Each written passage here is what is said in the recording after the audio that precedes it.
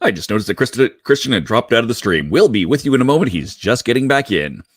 Yes, in fact, I'll just unmute things. Here we go. We are live. I'm not even going to take this off. I'll just wait for Christian to come into the stream. Hello, Mackenzie. How are you doing today? Well, I'm doing good, except that I'm noticing that my special channel is not connected tonight, so my viewers are not getting to see the stream, so that's not good. Oh, that's not good. Let me see if I can fix that. And I think I fixed that. Try going back out and going back in. Try going back and going back in because it just connected. Yep, I see it. We're good. There we go. We're good. Yeah, I just had to, for some reason I had to do it manually at the top there, Christian. Okay. That was very weird. I really should set up. That made me very nervous. I'm like, Yes. It was, yeah, it's just weird. You know, it's technical. I have no idea. Yeah, it's just. I'm really walking a fine line when it comes to StreamYard and putting up Worlds Apart at the same time. So, ladies and gentlemen, welcome to the Legend of the Traveling TARDIS. My name is Christian Basil. Dave, do what you want to do because right now I'm afraid to touch anything while we're not doing anything, and we're going to try to play. You could potentially touch, Worlds later, your microphone. Just saying, you're a little echoey. There we go. I'm going to pop Ben out. I'll just leave Ben there for the moment. We will have a special guest, Mr. Ben Penrod, from Central Florida Comic Con. Oh, look, there he is. He is still muted. I will just. He has to unmute himself. I'm actually. I did it. There. Right here. You did it. Welcome. I'm gonna do so. I'm gonna take it down, or at least the drive engine. So at least maybe the Wi-Fi might stop working out, and then later on we'll try to pull it back up. So hey man, welcome there. Thank you for joining us tonight. Thanks for having me. All right. I hope you guys can hear me okay because it's wonky up there. So the Worlds Apart screen's gone. Okay, so now we should be back to normal. No, I took it down. I can always bring it back up. I just took it down. I thought if I preloaded it and tested it out and see how it ran, maybe it will get through okay. But it's just being a jerk. So I decided, well, you know what, we'll take it down out there. As you can see in the title there, folks, we are going, and I apologize if we're having technical difficulties. I was trying to load up Worlds Apart, and it's still acting up. So hopefully I'm going to have a couple people check the computer, see if there's anything we can do to help it out. But tonight, get that banner down. You can take the banner down now. It's been a while. Welcome to Doctor Who Ask Us Anything for 2023. We were going to have a special guest on, but we moved it till next week. We're not going to say who, but we're just waiting for finalization of our special guest who's worked on Doctor Who. And if you anything know about it, the only hint I'm going to give you is Magan. That's it. That's all I'm going to say. So next week, we hopefully we'll have a special guest out here. Tonight, we will have Ben Penrod from Central Florida Comic Con. This will be taking place. My computer's so slow. January 21st to the 22nd at the RP Funding Center in Lakeland, Florida. We'll give you more details as we go along the way, and we're also going to be announcing, if you already haven't been on the Facebook page, we've already announced, put out invites for the two conventions that we will be going at. And the other one will be Pensacon, which will be taking place February 24th to the 26th, somewhere in Pensacola. That's I pull up more detail if my computer will allow me. It's at the arena in Pensacola. It's at the it's a Pensacola Bay something. No, I don't think so. I think it's called like it's some sort of it's whatever their main arena is. Post Bunny, yes, we can. I was like, well, if Christian decides he wants to bring it up, yeah. She goes, I'm just going to do this again, go fund me to buy Christian a good computer. I mean, we do. Dan, you are on YouTube, and we do have those super chats available. Just saying. There you go. Well, full disclosure. This computer that I bought a long time ago was supposed to be for work. It was only supposed to be office efficient. I didn't get it for gaming. I didn't even realize at any point in my podcast career. Yeah, exactly. I'm talking to myself. Oh, it's you're going backwards. I didn't think that we would ever involve gaming into our Doctor Who. If it was anything, it would be Dave putting on like a board game and we would play it online. And we could probably be doing that in the future. I'm sure about that. Well, I mean, this sort of is. Yeah, really, this is no different than any tabletop card game, Worlds Apart. That is, except it, no different. Yeah. It messes up my online stuff, so I can't show anything out there. So, Hi, Mark. there's the Candyman, the man who has helped me at least get the computer up and running, which it's doing a lot better if Worlds Apart's not running while I'm streaming at the same time out there. So thank you all for joining us today, and I want to welcome Ben Penrod. Post-bunny, good thing I didn't say how hot. Nice. You know, you should have. I do need to thank you for subscribing to my channel as well over on Yeah, YouTube, Post Bunny. So thank you. Mwah. Thank Love you. that. So we incorporate a lot of friends since this game has started.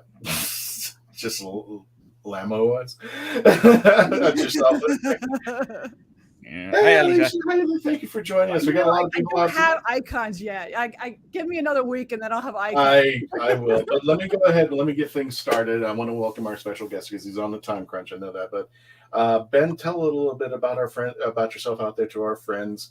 And I'll be bringing up the link into Central Florida Comic-Con and how things got started. For those of you who are not familiar with Ben.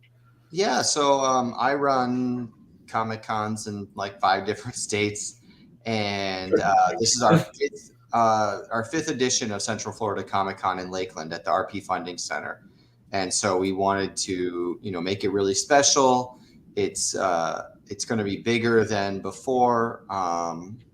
We've got the arena and the exhibit hall and all of the rooms across the way from the exhibit hall. So we have almost the entire building this year, which is just crazy huge. Yes. We've got some, lots of guests coming. I think we've got more guests than we've ever had before. We've got X-Pac from WWE. We've got Steve Cardenas, Nakia Burris, and Jason Font, who were in Power Rangers. We've got Sonny Strait, who is in Dragon Ball. He's been in like every anime ever. We've got Vincent Martella and David Arago Jr., who are the voices of Phineas and Ferb, which is really cool. And I don't know that they've done any conventions together before. So that's really special to us. We've got David Matranga and Josh Grell, Brittany Karbowski, Emily Naves, Lisa Ortiz, Bill Rogers, Molly Searcy are all anime voice actors. Amanda Connor and Jimmy Palmiotti, who are, fantastic artists who've done lots of work for Marvel and DC. Timothy Zahn, who, everybody, he's the most prominent Star Wars novelist that there is. Tom Cook, he's an animator. Judith Hogue and Ken Scott, who are in the Ninja Turtles movie franchise. And then we've got, so many other people. Dan Parent, who's the Archie artist. Aaron Reynolds from Effin' Birds. Aubrey Sitterson, Daniel Govar. We just have so many people coming this year. It's going to be a big show, and I'm really excited about it. It's our first time using the arena, which is really, really cool. Awesome, brother. And we actually will be having one panel on Saturday. Awesome. Yeah, we got the one panel on Saturday. So for all you Whovians out there, you're going to be out there Saturday. You can geek out with us. I got to give a shout out because we rarely get this, and when we do, we make sure we take care of people. Thanks, Mark. Thanks a lot. If you want to help give me a new computer, you can always get this. He was a great guy. I met him a few times at the cons out there. Yeah, if you want to help give me a computer, you're more than welcome to super chat. I'm not going to stop you out there. So yeah, I think he's talking about Timothy Zahn, and I think Timothy Zahn and Doctor Who have. Timothy Zahn doesn't work on Doctor Who stuff. But I think there's a big crossover between Doctor Who fans and people who may be familiar with Timothy's work.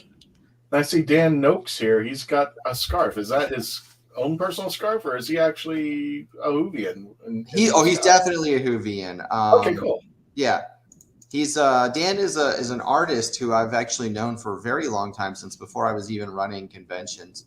And he used to be based in Maryland, and he would set up at all my Maryland conventions. But he's coming down to Florida to do Central Florida Comic Con, which is really cool. He's kind of coming down to check out the show. Don't you think we saw it, Mackenzie? For those of you new to the show, if you see a cat in one of our screens, we have to put up the official Traveling TARDIS cat alert. There you are. Meow. Meow. Who do we got there? Oh, she's shy. Well, it's Paw. She's nervous. She's the one that shows up usually in my streams, but she's nervous. Oh, okay, there. Yeah. Alrighty. So, out of all this, Ben, which one of them are you like geeking out the most for? You're just like, oh my god, I can't believe I got them to come. Well, so a lot of these are people that I've booked before, which is exciting because it's people that I know, and I know they're really good guests, and I know that the fans are gonna really be happy to see them. You like Amanda Connor and Jimmy Palmiotti, who are just like amazing. But I'm really hyped about X-Pac. I'm a huge wrestling fan, and I've never booked him before for anything, so I haven't met him. And he was I don't know if you were a wrestling fan in the '90s, he's a really big deal. I got 2 words for you. Yeah, exactly. Comic-Con. Yeah. No, not those 2 words. Yeah. X-Pac is definitely responsible for getting, many kids grounded and suspended from school for saying inappropriate things. Uh-oh. Which is, Are you daring this at your own convention? Well, For those of you who are driving or very interested into this, listen, it's CentralFloridaComicCon.com. That's CentralFloridaComicCon.com. Again, this is going to be at the RP Funding Center, located in Lakeland, Florida. Why did you pick that location? I was just out of curiosity. I'm not saying it's mean. I was just like, how did you get this particular site? There was a convention there years and years ago that I had checked out, and I really liked the venue. And then the people who were running that con didn't ever come back. So when I was, I used to run Awesome Con in DC, and then I stopped doing that, and I was kind of looking for something a little bit smaller and more manageable to run. So I remember, I had kind of had that venue on my mind for a few years. And so I called them up and thought, and reached out about doing a con there. And it really is the perfect location because it's, within driving distance for Florida, or for Orlando and for Tampa. Right. But, Lakeland's got its own population that's growing very quickly. And we really slot in, below what you would, we're smaller than MegaCon or Tampa Bay Comic Con. We're a lot smaller than those guys, but it still has the same kind of vibe where you can meet some celebrities. There's a lot of vendors. There's plenty to do for a 2-day show. I mean, you can really get 2 full days out of it. We've got 4 programming rooms running constantly. I think, I did the math the other day. I think it's like 80 hours of programming or something like that. And there's a full tabletop gaming room that's running both days also. So I mean, there's a lot going on, and it's kind of the perfect size. There's a lot going on, but at the same time, it's not this huge con where you spend all day waiting in line, or you have to wait to 2 hours in line to park. It's none of that. You can show up and just come to the show and maybe wait in a short line to meet one of these celebrities, and you can actually spend your time spend your time having fun at the show rather than just waiting in lines all day. And that's a good part about it too. It's not to say in the long lines. It's just it is very nice, not to be waiting in those long lines. I've never seen like a horrendous line. Like there's a good healthy amount of people who come out to your venue. And I think this is year 3 or is this year 5? It's year 5. So we're really excited. Year 5. Oh my God. Yeah. 5 years. I think you've been around since the first one too. So it's, so it's really special. And since our show's in January, we didn't miss a show for the pandemic. we just moved our 2021 show into the summer. So we've had a show every year since 2019. It's really pretty cool. There you go. And don't forget to check out our friends over at the Gotham Underground. You can check them out on their Facebook page and their Instagram. This is Big Bird out there. You guys going to be out there, Joseph? Yeah, they will. Okay, Wait, cool. Okay, so the Gotham Underground. Yeah, if you are a big fan of the DC players, they go out there. They do what I love about Joseph and the team. They do a lot of charity work out there. They go out and geek out. So if you love the DC universe, these people come out there for you. And I love what they do. I mean, they just do it for the kids. They do it for everybody. It is totally awesome out there. Yes, I know. If anybody wants a super chat. Thank you. Thank you. If anybody wants to help me get a new computer, we're off to a really slow start. But I appreciate every super chat, so don't even worry about that. Yeah, and Gotham Underground has also been with they've been at Central Florida Con since day one. Also, yes. And then somebody said leave early from Orlando. The traffic coming up from Tampa is the traffic coming from Orlando. Getting through Disney and Champions Gate can be kind of stressful, but the show starts at 10 a.m. on Friday and Saturday. You can get in 15 minutes early if you are VIP, which are still on sale. But if you're planning to be there right at 10 a.m., you'll probably be fine with the traffic. If you want to get there like a little bit in the afternoon, it's going to take you a little bit longer, or maybe find a way to get around that part of I-4. Go, I don't know, take 27 down past, through Claremont or something. Anything past around the Disney, the Champions Gate, and the 417 connector to I-4, it's just dismal around those areas. So make sure if you're going, go out a little bit early. Give yourself some time, especially the busiest times. You're not going early to get there. And be careful about traffic. Good grief out there. Speaking of which, we're going to go ahead and try and attempt a commercial break. But we do have to acknowledge, where is it? As Christian figures that out, keep putting those questions into the chat. We will bring them up here shortly with our Anything Goes. Ask us anything. We will do our best to answer. There's a couple that we can't, but we'll do our best. Yeah, and I'll answer, anything about the con. Yes. Oh, I found it. We have to acknowledge somebody that we lost recently and is big in the cosplay world. He was a phenomenal cosplayer and spot on. Even when I put out his memorial out for everybody was telling me, what, did Stanley die again? And I do have to say, we have to say our goodbyes to Dan Gruden, better known if you've seen his stuff on his Facebook pages. He looks like Stan Lee. Dan has been at all the conventions from what I've seen, and he's just been influenced. He's one of those cosplayers you can go up to him and say, hey, I want a picture with you, and he'll take the time to do that. And unfortunately, before the holidays, he was suffering from cancer.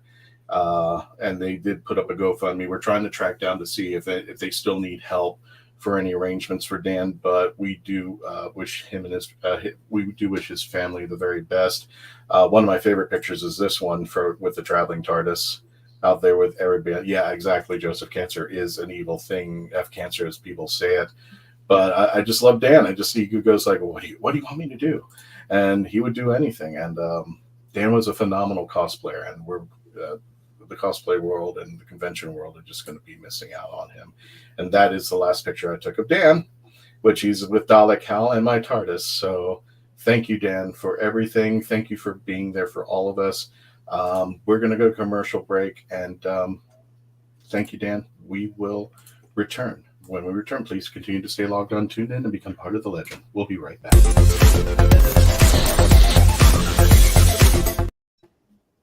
Yay, that worked. I liked it.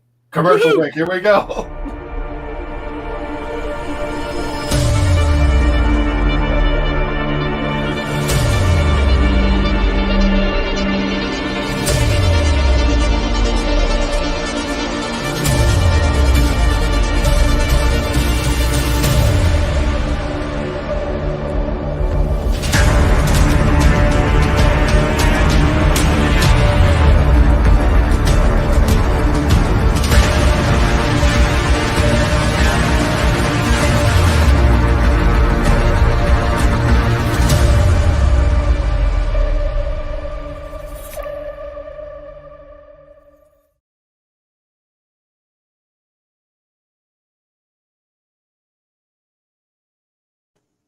Stay tuned because if we can get this working, Dave, Mackenzie, and possibly Melanie and I will be playing that game later on in the episode as we just take us on the Ask Us Anything episode. Speaking of Mackenzie. Oh, brilliant! It's hard to believe that in the 56-year history of the greatest sci-fi television show in the English language, there has never been a fan guide to Doctor Who.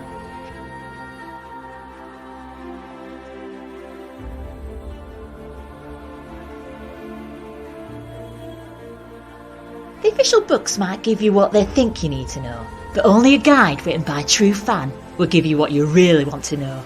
Join Whovian, the brilliant Mackenzie Floor, as she takes you on an intensive journey inside the world of the first female Doctor.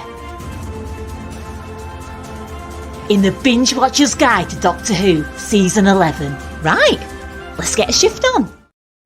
We are a touring acoustic duo crashing kitchens around the country. We go from house to house every Friday night and we create music, we create food, a good time, we stream it live and we do it for free. So now we're just really kind of like trying to develop it and build a community group that people believe in, then they'll help us. So we played from our rehearsal room, we played from the bathroom, thankfully that didn't catch on. I probably played guitar in my room, not for anyone, in front of anyone, nobody heard, for probably about 10 years. And then one Friday night we played from the kitchen. It's the main place people want to be. It's where the food is, it's where the drink is, it's where the best lighting is. You can go to any party and I guarantee you the kitchen is going to be popping. Our ultimate goal, I think, would be to crash kitchens every Friday all around the world.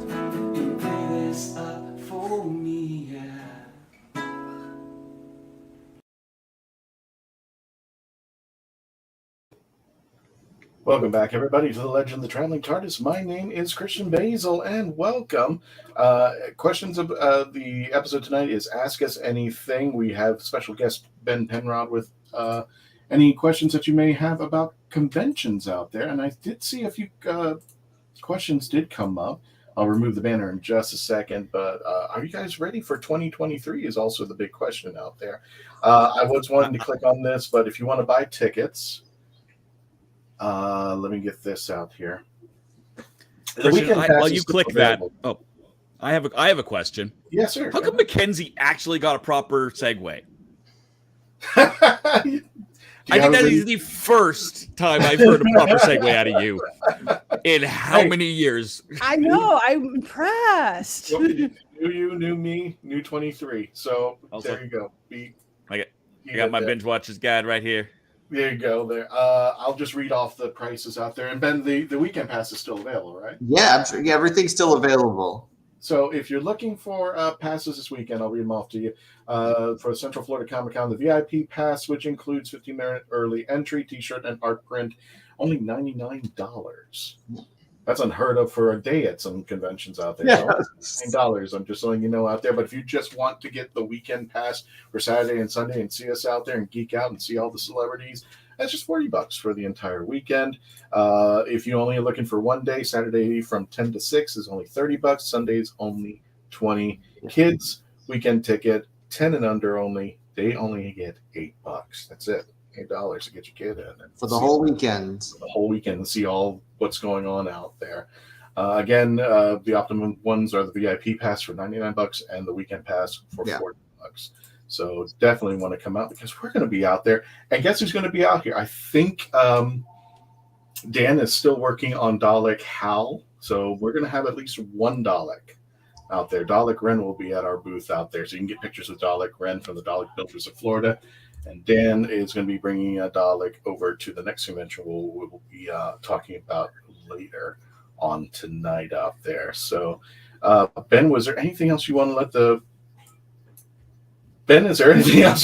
friends know about Central Florida Comic-Con happening? No, I mean, just that, if you've been to the con in the past, we've been growing every year, but this is going to be the biggest one yet. And I'm really excited about it. And, we've got our planning for this has been so good and so smooth. We got everything done, well in advance this time. So we're really excited for it. And I can't wait to see everybody. I'm just get 20. This is the show that we kind of kick off 20. In the new year with every year. But we start 2023 with this. I think I've got like 7 shows this year, so this will be number 1 of 7, and we're getting the year started. Why don't you tell folks about the other shows? We might be because we broadcast a lot of places. Oh yeah, okay. So all right. So I'll look at my calendar. Sure. So January 21st and 22nd, we're in Lakeland, Florida for Central Florida Comic Con. And then February 25th and 26th, we're in Fairbanks, Alaska for the Alaska Comic Con. Alaska. Yeah, celebrity guests such as Water Buffalo. Who the heck Moose. Is we bringing out? We've got Mick Foley, another wrestler. We've got Amy Chu, who is I believe Amy's a Whovian. She's a comic book writer. Oh, okay. Dan Parent, as always. And we've got some Monica Rial, and is an amazing voice actress, and we got a few other celebrity guests. If you go to the website alaskacomiccon.com, and that's in Fairbanks in February. Got a 1-day con in Annapolis, Maryland, March 11th. I've got Des Moines Con in Des Moines, Iowa, June 3rd and 4th, and I don't have anything announced for that yet, but we're working on some really cool stuff for that. Awesome Con is June 16th through the 18th in Washington, D.C. Again, no announcements yet, but I'm booking some pretty amazing guests, and if all goes according to plan, Doctor Who fans will be very, very happy with us. And Awesome Con has always been a kind of a big Doctor Who convention. You need some help out there. I'll keep you in mind. Exactly. We may have a super secret con that hasn't been announced yet in August. I don't know. And then November 3rd, 4th, and 5th, Twin Cities Con in Minneapolis, Minnesota. That's a newer, really big show that we do. Again, working on some Doctor Who guests for that, but I can't really talk about it, and that's a little ways out. That's fair. That's very fair. But definitely, please keep in touch, and wherever we're going, we should be there. We want to get back to the topic of the discussion, but we thank you, Ben, for coming on. No problem. If you want to stay around, you're more than welcome to. But we actually had some questions out here on Doctor Who. Well, I got to get back to my spreadsheets as I have a con. Gotcha. But I appreciate you having me on, and thanks a lot. And I'll see you next week. Oh, I do have a question, Okay. Ben. When is it in August? I don't know. That's Ish. You still don't know? August. Okay. I want to know that because I'm going to be on the East Coast ish around that time because I've got Gen Con. Exactly. And it will probably be carpooling together. Oh, it's not going to be in the East. Oh. The August show that we're working on would be another Midwest show. But okay. Well, I have to drive back. I drive, so I have to drive back through that. Oh, where are you based at? I think we talked about this last time. I'm based out of Alberta. Okay. I'm based out of Calgary. From Alberta to the East. Yeah. Yes. Oh, so you're crossing That's through. That's how you. What dates are you traveling? The Quidditch now Quad Ball World Championship is the 15th, 16th of July in Richmond, Virginia. So I'll be out there. Gen Con is always the first weekend of August. Okay.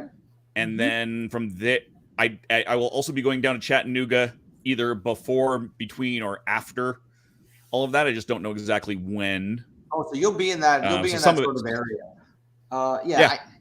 Yeah. So St. Louis, I'll hit on the way home. Well, just keep an eye out. I can't announce anything, and the dates I initially wanted aren't available. So we're working on some things, but keep an eye out. I'm working on stuff. Let us know. Cool, awesome. Thank you guys so much. Thank you, Ben, for coming on. Have a good one. Thanks, Ben. I appreciate it. Again, let me go ahead and post it up there. And if you're listening on the radio show, Central Florida comic.com is where you want to get your tickets. The weekend pass is $40, depending upon the day, between $20 and $30. And if you want to still get the VIP pass for only $99 for the entire weekend. Kids, 10 and under, only $8 for the entire weekend out there. So make sure that you check it out. And I posted it in the chats out there. Let me go ahead and speaking of which, let me go ahead and get to our first question. Janine, sorry for the delay there, but we had Ben, and definitely want to come out to the con if you're in the area out there. 2 questions. Why did David, I'm assuming she means David Tennant, come back after swearing not to? And 2, did he have any special request conditions to come back? Yeah. I'm sure that's the answer. There was not even a question out there. As far as research is concerned, we don't know the details about the contract or what's locked in or wasn't spoken to. What do you think, you two? What do you think? And then if you want to jump in on that question, why do you think David Tennant would come back? I might be able to chime in on this one, actually. Go for it. As somebody who has tried to dictate where David Tennant is at a certain time, it's really hard. He's very busy. Yeah. So I think a lot of it had to do with, just his schedule. Like, he's doing a lot of stuff. And so I've tried to book him a few times in the past few years. And it's, we booked him in 2017 for AwesomeCon, but he's been so busy that he's just not available the weekends that we want him. And that's kind of, I'm sure that any work he does on Doctor Who has got to fit within, the schedule, because he's on so much other stuff. I think she was looking for more of the details, because there was, I don't think David ever said he wouldn't come back, but I know RTD had his misgivings about coming back. Absolutely. And that was. I think that might be part of it too. Is with RTD back, I think that's a big. Hey, David, you want to come back? More than anything. I mean, if you're looking for the speculation part of things that I've been thinking about, this is my sole opinion, is based upon nothing. I still stand by it. I think at one point BBC got over to RTD and said, listen, we're losing the licensing fee. A lot of people are dropping out. We can't sustain a sci-fi show like Doctor Who. That's just not going to happen. And RTD said, hold my beer. And that was the end of it. He got the link up. He got his studios that he built up, Badwell Studios, got the creative rights to Doctor Who. And then Sony bought Badwell Studios. So now I'm waiting for that multiverse of Spider-Mans and Doctor Strange to show up with with Ncuti Gatwa somewhere in the multiverse, because technically Doctor Who's Marvel. Yeah, the Doctor is Marvel. He's been in Marvel. I think at least 3 or 4 incarnations of the Doctor have shown up. Why did he have any special conditions? I have no idea. That's part of the contract thing, but I'm sure at some point. Now, this is probably where Mackenzie, Dave, and I disagree. I think the show was kind of teetering on, whether it was going to survive another wilderness years. So I think what happened is RTD wanted to make sure, in the same way that Brian Henson wanted to make sure that the Muppets weren't going to go away after his dad passed away. The Muppets ended up at Disney. What's the one place that it's always going to survive at? So now it's a Disney Disney Plus distributor. How these details are worked, I have no idea. I don't know how Disney is even involved with it. But for me personally, it's nice to know the show is in safe hands as far as what the first Doctor would say about that. So that is an interesting question out there. Post Bunny, yes, those 3 can't see your chats, right? Yes, we can see your chats. All right, I'm going to head out. Thank you guys. Thank you so much there, sir. I'm looking for your chats out there. Moodog0, thank you for joining us. Don't forget to subscribe. As you can see on the bottom, youtube.com, The Legend of the Traveling TARDIS. As you can see from our friend Mark, super chats are welcome and can help me buy a new computer. Moodog0, how difficult was the Dalek to make? I have no earthly idea. But if I shot a message off to Daniel, we will see if I get a response to saying, hey, we got a bunch of Dalek build questions around. Yes, it's coming in. It hasn't even been seen, so from what I understand, not easy. I've spoken to the Dalek builders before. We've actually had them on the show, the Dalek builders of Florida here. And when pertaining to their Daleks, it can take up to years because they're getting things down to a fine tooth level. I meant, I think one of them said it took them 2 years. But remember, these folks have jobs too, so they're doing their job, and this is their hobby. They just spend time whenever they can, while they can, to go into the garage and add another layer or put on the little balls on the Dalek or whatnot to make sure everything is a fine tooth comb. I think, if I'm not mistaken, I think Dan acquired his Dalek, Hal, and repainted it the way he did. If I'm not mistaken, I think so. But there's another? I think there's another one coming from Daniel, though. I thought. I know. In talking to Dalek builders off in London in the spring, it was a similar story. As it's generally speaking, you're looking at years, and that, I mean, even that works out with most major, and this is more major than most cosplay type groups, right? That want that higher end stuff. The 501st Legion, you need some serious time to invest. It's not even making at that point. Right.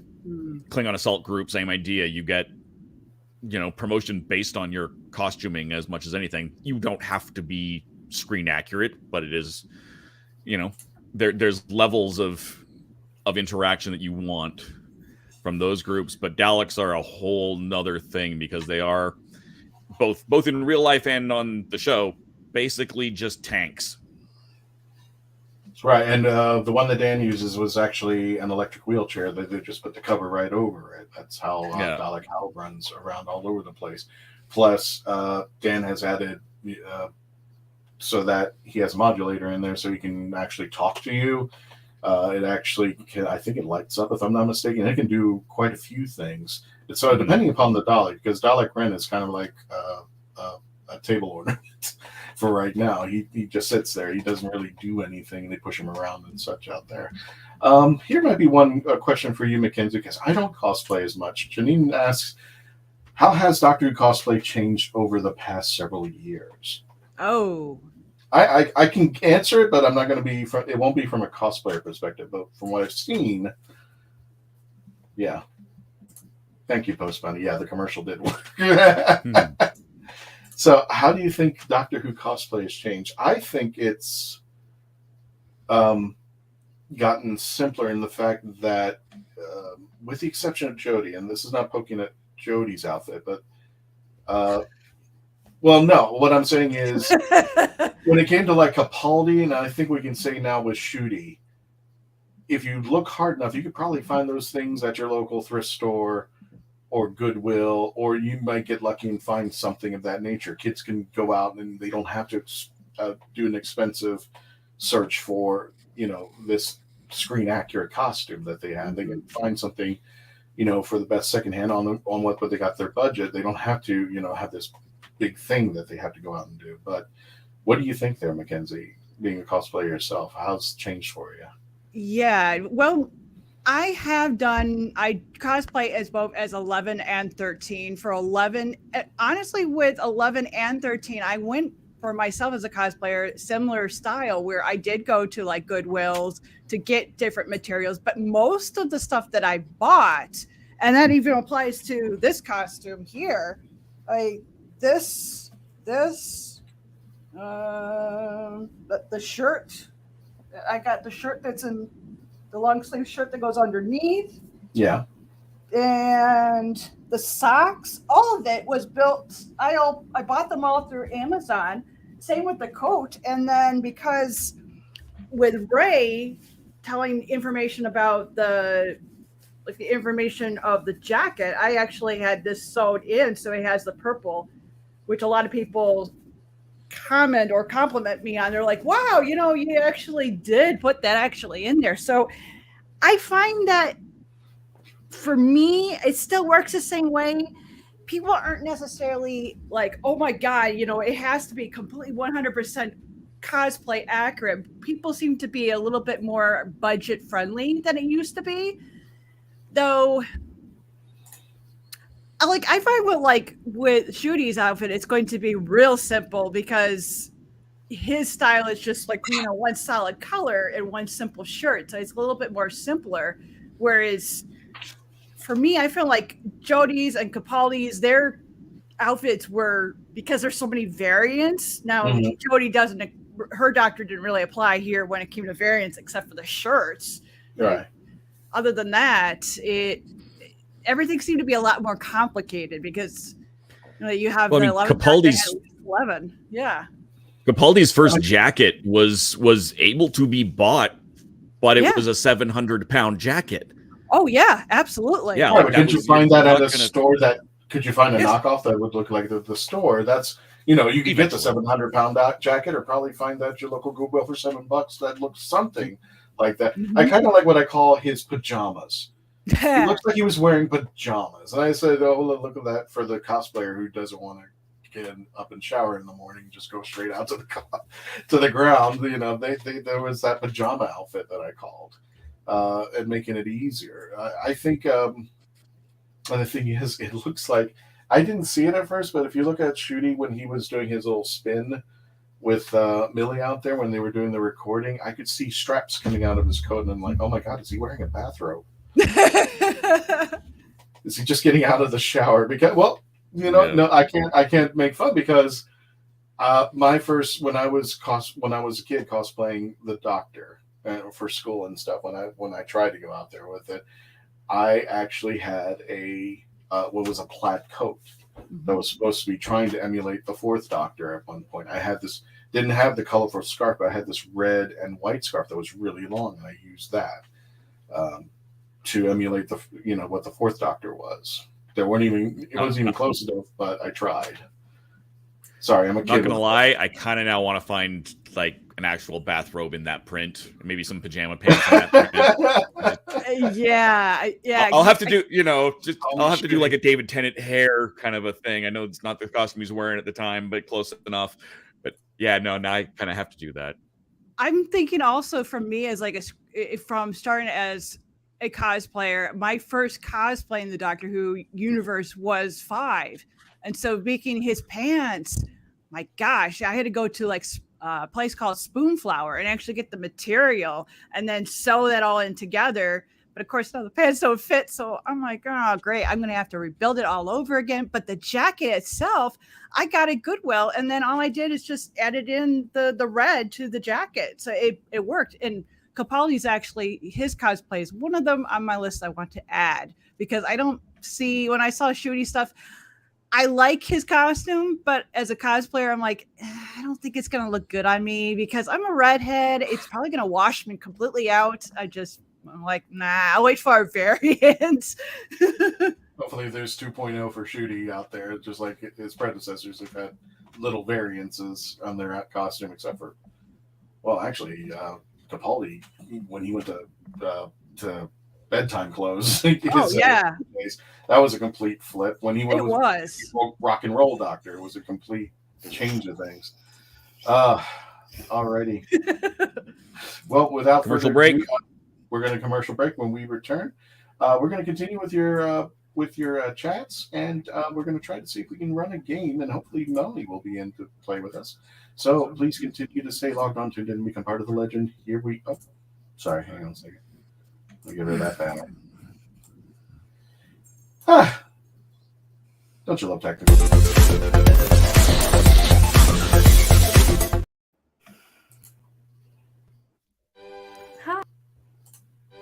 Hi, my name is Jamie Engel, critically acclaimed author of The Toilet Papers, Places to Go While You Go, a short story collection suited to match your bathroom needs. Only have to go a little? No problem. I've got stories under 1,000 words for you. Far from poopin'? I've got you covered, with stories over 5,000 words to keep you occupied, while your latrine stays occupied. And that's not all. The Toilet Papers is endorsed by the fine folks from Squatty Potty, the stool for better stools. But don't take my word for it. See what Dookie the Squatty Potty unicorn has to say on YouTube. You won't be disappointed. Well, I've got to go, but you can grab your copy of The Toilet Papers on Amazon in ebook or print, or get an autographed copy from me at therightangle.com.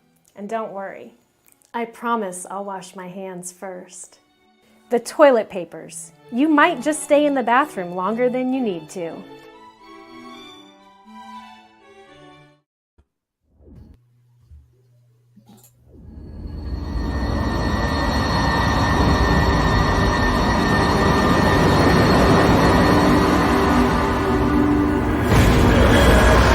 You have more options than ever before when choosing a film, a television or internet series, a book to curl up with, or even a radio show or podcast.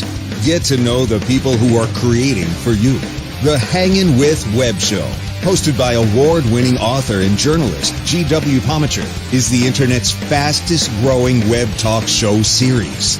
The Hangin' With Web Show features professional, yet casual, in-depth interviews with creative arts and entertainment pros. Meet the people behind a digital revolution in creating more quality content than ever before in the history of media. Find the Hangin' With Web Show on YouTube, Facebook, or Twitter, or simply go to www.hanginwithshow.com. That's www.hanginwithshow.com. Meet the Doctor. I'm the Doctor. But not the one you were expecting. All right, sexy. It's time to go home. Doctor Who Velocity. Streaming now. And welcome back to the final segment of our audio show, The Legend of the Traveling TARDIS. My name is Christian Basil. We had Ben Penron on. Don't forget Central Florida ComicCon.com if you want to get tickets now. $40 for the weekend. I believe, if I'm not mistaken, $30 for Saturday, $20 for Sunday, $8 for the entire weekend for the kids, $99 for the VIP. Don't forget to go over there, Central Florida Comic-Con. We are still taking your questions. If you have any questions about anything that we're going to be doing out here, and we're going to try to see if we can attempt Worlds Apart. Do you want me to try to reload my side of the screen? Go for it. I've started up a game. Someone's joining. Oh, somebody already joined you. Okay. That's me. I'm coming. All right. So without further ado, we're excellent. Push the play button. Yeah, we just need to pop that open right there. And of course, we can keep asking questions, but Christian will have to ask them out loud. Because, of course, Mackenzie is not looking at the screen. Nope. Because Mackenzie I'm is awesome. typing. Yeah. No, and got to make sure, since StreamYard doesn't have the way of actually updating everything. I'm manually updating everything in my Twitch. So, okay, we're Worlds Apart now. Yep. What are we gonna do here? I think I'm gonna. I always forget that we have this mulligan phase, and so I can actually get into the. We can kind of sit on this for a bit. There's not a timer for it. At least not that we've seen. Okay. I'm in the reality engine. Well, that's a start. It's a start. So far, so good. Okay, I'm in the reality engine. We'll get to your comment or your album. If not, I'm going to have to read it off of YouTube. And StreamYard is slowing down. Okay, that's fine. Mulligan, definitely. Yes. You're talking through the people who are not familiar. This is Doctor Who Worlds Apart. Also, go ahead and tell a little bit about the game for those who don't know anything about it. I have a lot of people on Twitch who have never heard of this game. They don't even know, they think it's. They don't even know it exists. Stalled out. I think Christian has stalled out because even with the best of his computing, it still pushes it. So yes, this is Doctor Who Worlds Apart. It is a collectible card game, but with NFTs. So you do own all of these cards. Right now, it's still in the early phases. So when we go through, we're playing this here game. I can play these cards. You can see them. Me just looking at my hand. I'm going to pass it back. These are all free. I can do. You can buy cards. You should buy cards. It's a wonderful game as far as that goes. StreamYard hasn't kicked me yet. That's a good thing. So you just went quiet on us then.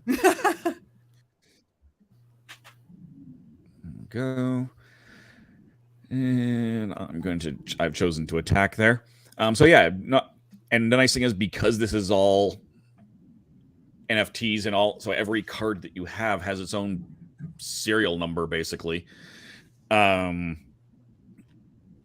And everything you do gets tracked. You can see, and there is a marketplace so you can buy and trade cards, but you can see exactly what those cards do at alt and how well it's done.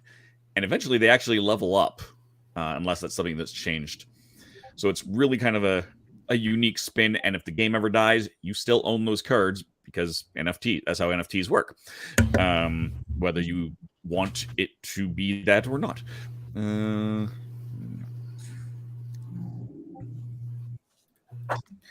I will say that reality gaming is really good. There's been a lot of hold on, I'm just gonna read. I hate that plan. I don't mind that plan. I think this is gonna be where that's gotta go.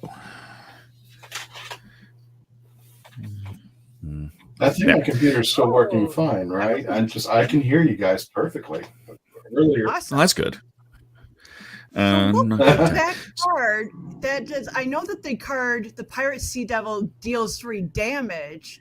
It was probably because my character was poisoned, right? So when you played that, it just made it go away. Okay. Yeah, it's 3 damage to a poisoned creature. What I was trying to, I've got this set up to is like the screen is only like this big, just to make sure that I don't stall out like Christian. So every now and then I have to kind of look a little bit extra close.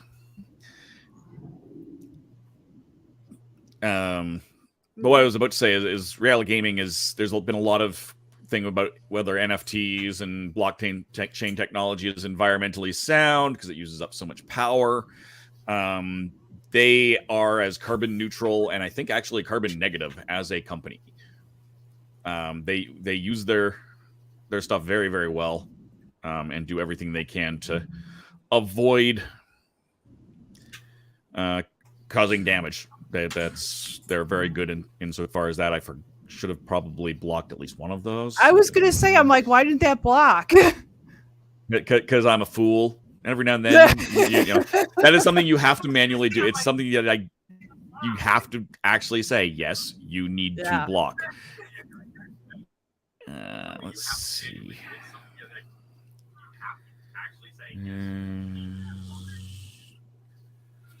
Am I coming in okay as far as the broadcast is concerned? At the moment, yes. Yes. I was hearing some background sound at the moment. It just picked up, but it's gone now.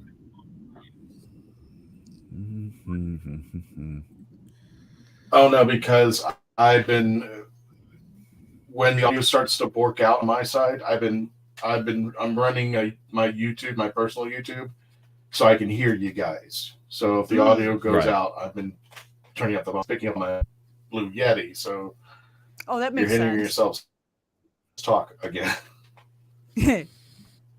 Oh, and then also you get to hear my new microphone. I got a brand new microphone for this week. Ooh. And if everybody who's watching, this is Doctor Who Worlds Apart. Sounds good. How do I speak of microphones? How do I sound? I'm not sounds actually really blown good. Out or anything. Okay, good. Last couple of weeks I haven't had my regular Samson mic on, so I wasn't sure if it got kind of screwy with the settings because it has a manual volume knob on it. Sound good. Nice. But yes, this is Worlds Apart, and it plays like most collectible card games you would expect, whether that's Magic the Gathering, Pokemon. Melanie, I can see you in the all of those things. Drive carefully. Just drive carefully. Interesting. I'm going to get with if there's anything else we can do, and I can do it to make it run better. I mean, this is actually running fine at this point. StreamYard would have kicked me off like multiple times, just booted me out. So the mere fact that it hasn't even booted me out is a nice sign. But still, I would like to play, and I haven't even. I pulled up the reality engine, but I have not activated. So I don't know how the game will run at the same time. Okay. It's the weird part is that weirdest part is that I was able to play the game at one point, and then my computer updated and.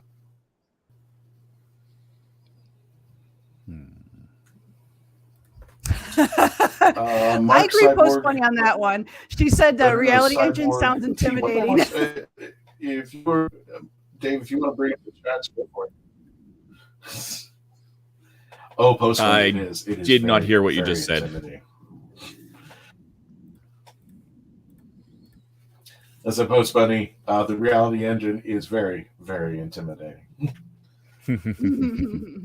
I wouldn't go that far. But Mark said Cyborg C100. Does anyone also play Worlds Apart if we should do TL? Well, that's the point. That was the whole. If I can get my StreamYard to run successfully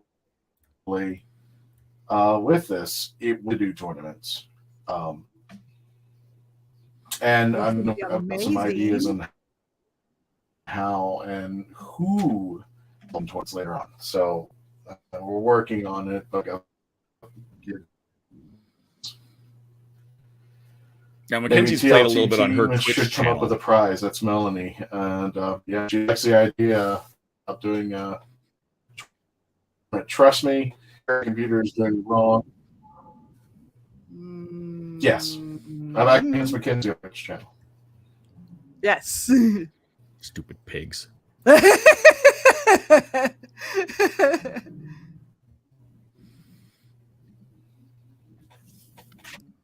they're fun. Oink, oink, oink. Give you an oink, oink, oink. What time do you have to go over to? That's not tonight. No. Next week. Since you bring it up, Melanie and I are going to be over on Earth Station Who, and we're going to be talking all about. That's next week. But we're going to be talking about the whole Disney Plus thing and how that's going to work. Wow. Or how we think it's going to work, the information that we've got on how it works, et cetera, et cetera, et cetera. I was not expecting that the dinosaur could attack right away. It seems, and I'm playing this kind of by ear. It only can attack if there's another creature. So I like when I played that first one, it couldn't attack because there was no one across from it. You can't see my mouse. I'm like, can you see my mouse? But yeah, you actually have to have that to be able to basically do that speed attack. One of these days I'll print out the new rule book and be able to read it. Today is not that day. Today is not that day.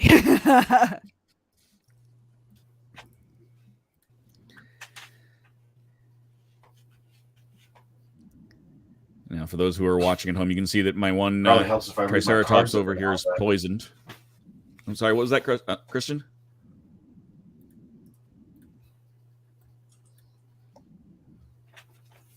Oh, well, that was unfortunate. So probably be even better when every once in a while when I actually read my cards to see how they play instead of just throwing them out there going, "Hey, go." Yeah, it does help to really read the cards. That's why I wasn't saying anything, because I was trying to figure out. I had two different cards I could play. I'm like, okay, I need to read this.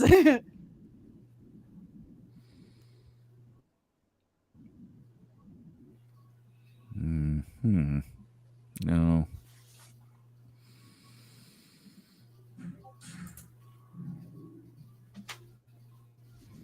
And there is a way, and unfortunately, I don't have a mouse, so I can't see any of these what any of the cards on the table do.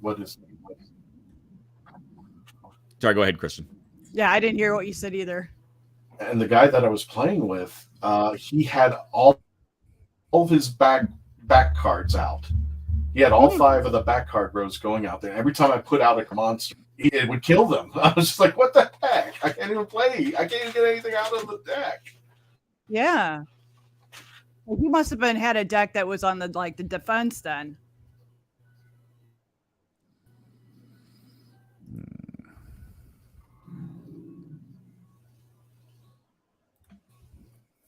Jeez, that card can be mean. I see. That's like, as I was saying, and Christian and I were kind of talking over each other.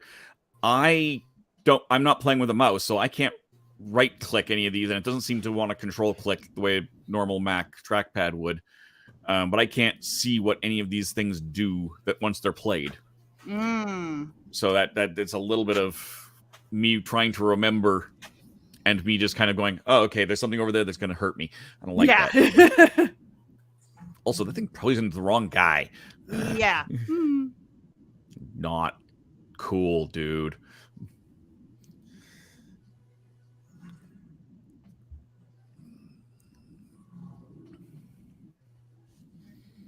Like, of all the creatures you could have friggin' poisoned, not that one.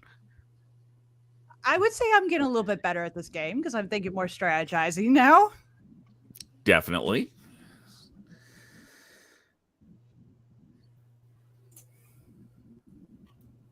So what does that do? Well, it doesn't, whatever it is, it doesn't do anything in the secondary phase. Oh, okay. Or it just throws itself out of the deck. Okay. I'm like, what does this card do? Well, it just throws itself out. All right, well, we're going to do that. We're going to do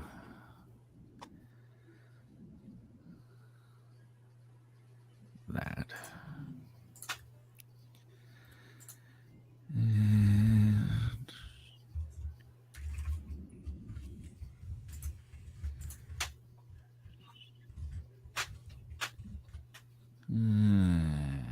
The sad part about this is that if I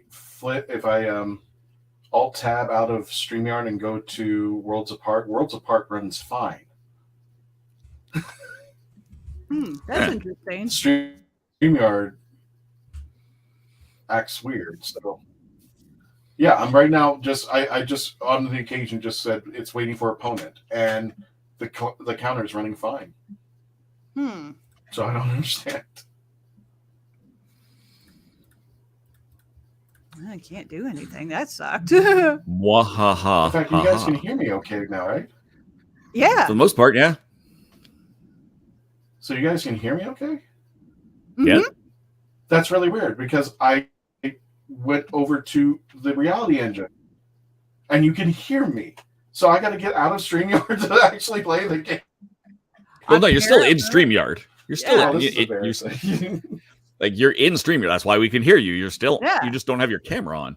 Yeah. I wonder if you were in StreamYard and then use your voice on a Discord, like in Discord. I wonder if that would make things any better. But I took off my camera and now I'm in the reality engine, and it's just sitting here waiting for an opponent, and I can talk with you like normal. So I don't know if having StreamYard on is this is just weird. Some things to work on. Fun. This is what we call not ideal. Ow. Ow. Yeah, and Post Bunny actually put a comment in my Twitch saying that no camera means more bandwidth for audio. So that's partially why they're exactly. Do better. Bandwidth for the audio. Okay. All right. Well, I'll just have to keep the camera off then. I'll be right back. Hang on a second. Yeah, I mean, you got me and Dave with a camera, so it's not like viewership's going to go down because somebody doesn't have a camera. Yeah, people are very forgiving. That was a silly mistake. Oh well, that's okay. I can still do that. That out of my hair. No.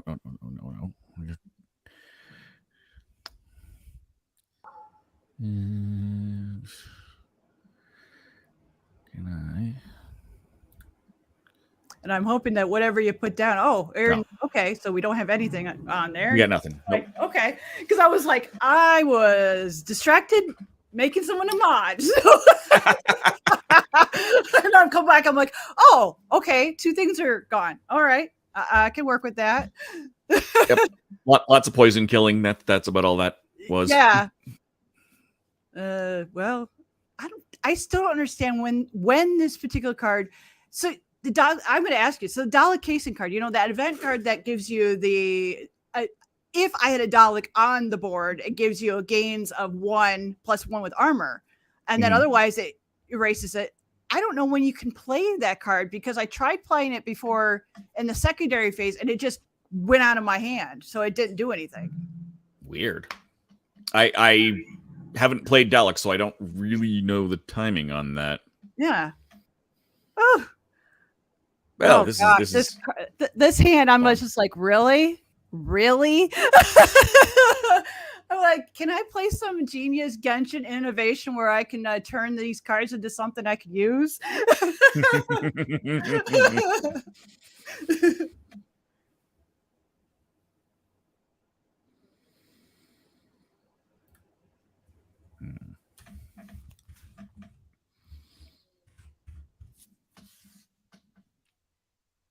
I'm not in a terrible spot. Oh, I'm in the main phase. Well, I have literally nothing I can play. So, I mean, that's how bad it is. Yeah. I have nothing I can play. Well, fabulous. That just means you'll pass it back to me that much faster. Yeah.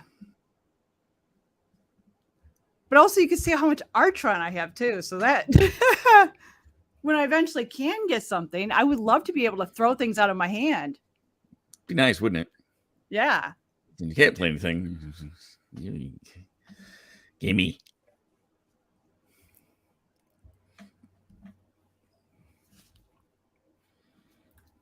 It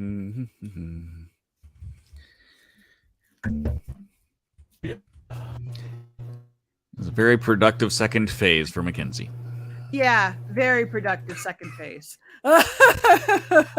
It's especially for you too, because I see that really there wasn't an okay. So I destroyed something. I destroyed something in the back. I don't know what that did. You know what the best part about that is though? It did nothing. I know. Because that was going to expire and kill things, but there was nothing for it to kill. Yeah. So it just that's entertaining. Yeah, that was very entertaining. Well, you would laugh if you knew what was in my hand right now, too. That's the. See, so you can see, I'm trying to deal with that. They're Triceratops, and I can't make them attack. Because there's nothing to attack, right? Yeah, exactly.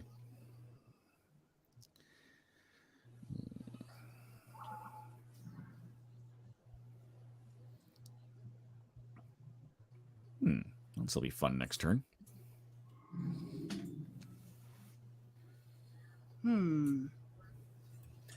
Nope. So for those waiting and not sure, so we have a main phase that we can play our cards in. Then we hand that over to our opponent, at which point you get a reaction phase. So right now, Mackenzie, if I were attacking, this is when Mackenzie would choose something to block. She has nothing with which to do that. Yep. And it comes down to a second phase, and there are additional cards that you can sometimes spend on that. I don't have any.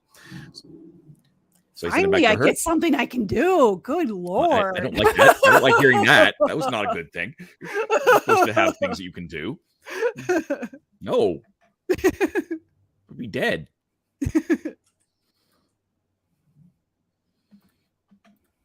Yeah. It's not nice. No, it's not a nice card. But the same thing is I can't attack because I'm just putting it down. So, I mean, it's kind of, at the same time, it doesn't really help me at the moment. Not immediately. QoS issues. Oh, and this also, while we're playing the game, this would be a good opportunity to mention that we are still taking questions for Cubicle 7. They are the designers for the Doctor Who role-playing game, as well as Doctors and Daleks. And we're looking to interview them, and we're looking to get your questions. So there is a link right now in my Twitch, which you guys can pull up on yours end there, and you just click on that button, and it'll take you right to where you can submit the questions. There you go. The other place you can do that, it is pinned. So the post to do this on is on my Facebook page, which is facebook.com/therathole.ca, or my link tree, which you can see in my name there, linktr.ee/therathole.ca, and just go over to my Facebook page, and you will see the post there, and basically we have to get, because of the nature of their games, we have to get a lot of the questions that we had answered cleared by the BBC. Oh my God, my hand right now.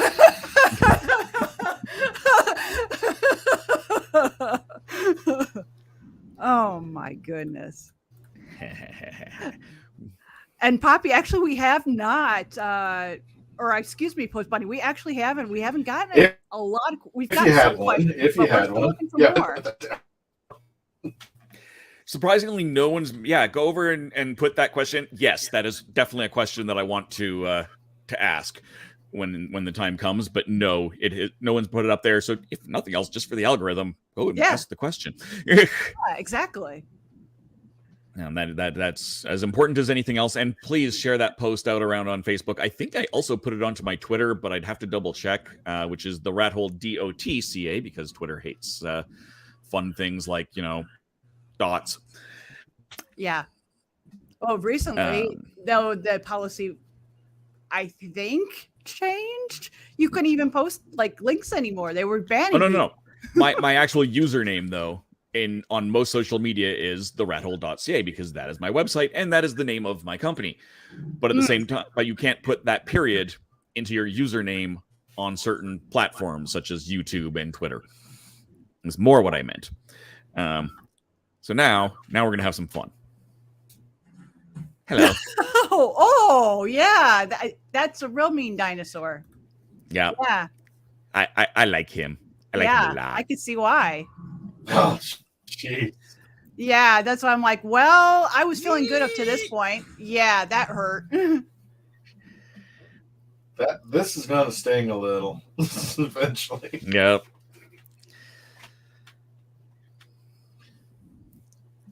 Yeah, this is when the game starts getting fun, because it also the T-Rex. What you just neutron bombed me. I did. I would like to point out to those at home that card is in her deck specifically because of my T-Rex. Sorry, not sorry. No. It was a matter of time. Like I said, I knew you straight up said on stream that you would put that in there. Yeah. Well, and if you had noticed how I was reacting, you might get an idea that I had two in my hand when I was like, "Oh my God!" when I said that. That's exactly why I reacted that way. Thanks for joining us.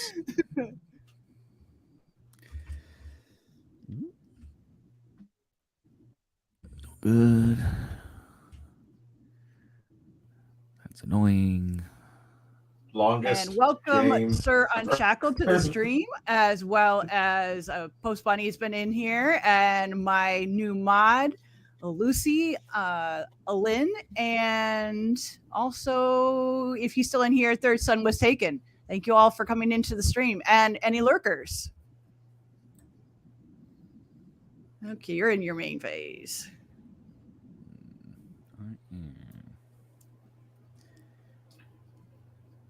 How am I? Oh, I know why. Got email today. I'm trying to figure out what's going on, and I figured out why. Tomorrow. Yeah, you got distracted by something. You're like, oh, what am I playing? Tomorrow. There we go. No, I did Mark says he definitely got an email get today. distracted. I I got was the so same slightly email, lost where I Mark. was. Catch up on Discord for tomorrow, the 11th, UK format at 4 p.m.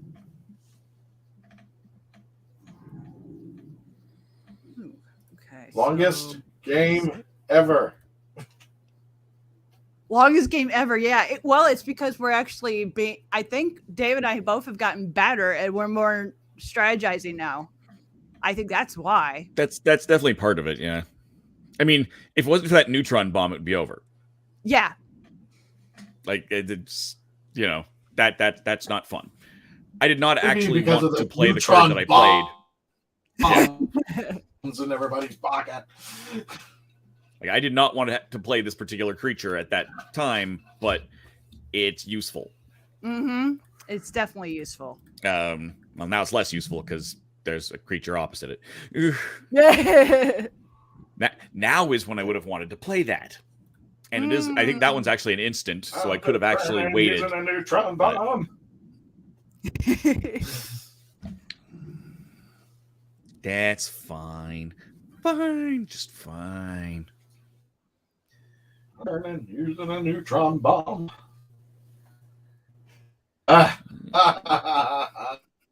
Oh. Yeah. Ah, yes, and he does have overwhelm, so he can kind of wander through and crunch things a bit. Yeah. Yeah, let's put him over And you gain here. an Artron, you gain 1 attack. Jeez. Oh, okay. Yay.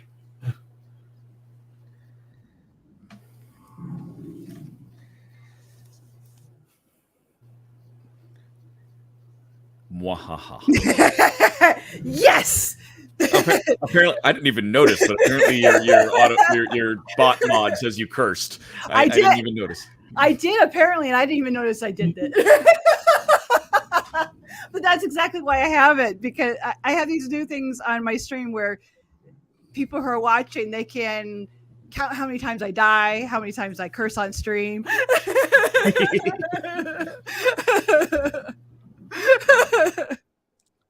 I do have Twitch, but it's my own personal one, and I don't really use it. So it's like I should set one up for the rat hole specifically for basically this. Yeah, absolutely. And then you can come join the Potato Bomb Squad. We're an awesome group that are a bunch of streamers. We all support ourselves to making our goals and become either affiliate or partnered, and we're like a big family. It's awesome. Oh, there I better do that. Yeah. Yeah. Don't like that. Whoops. Don't like that at all.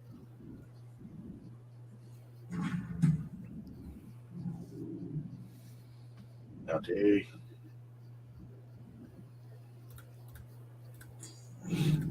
Yeah. And if you're joining us, don't forget to like, share, subscribe, and comment.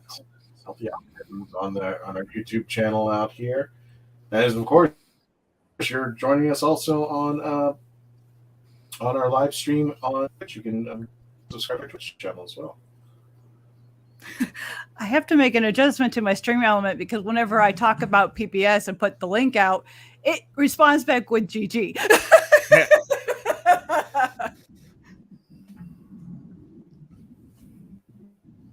That is such a mean card. It really is. Unfortunately, I know exactly how you're going to deal with it, too. Yeah.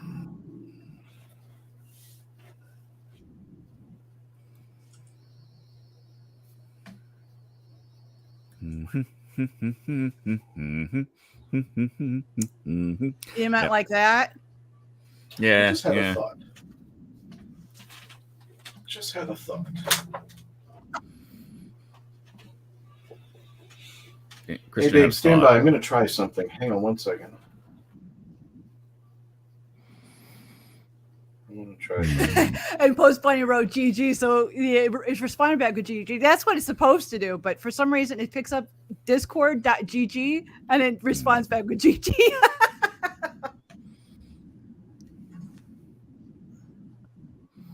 No, we just kind of emptied everything. Yeah, emptied everything out.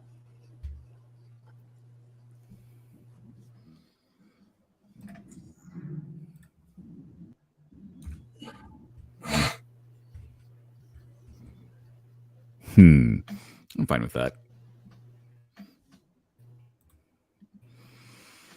I love my training ground. Jeez, how many of those do you have in your hand, for goodness sakes? I did not. That's the thing. So the training ground, the card I played into the back there, row there. That, okay, yeah, is that what card. I use. So that brought it out of my deck, not out of my hand. Okay, that makes sense. That's actually a good card to have. Yeah, and it's just your highest cost creature. Wow. And I don't get to choose that. So all of my T-Rexes are dead. It would probably bring up, I assume, a Merca, because I think that's the next highest that I happen to have.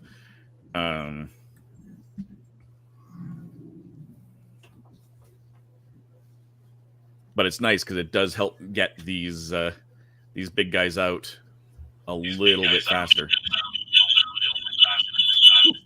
And we're gonna quickly pop over here, and we're gonna mute Christian's mic. I was like, "Oh, that's a We're gonna try nice to background mute Christian's sound." I can't seem to mute Christian's mic. Uh-oh. Okay, he seems to have dealt with it. Okay, so we're gonna go.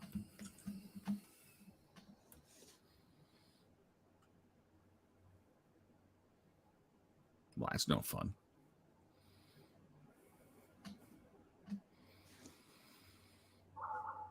Yeah, I'm good with that.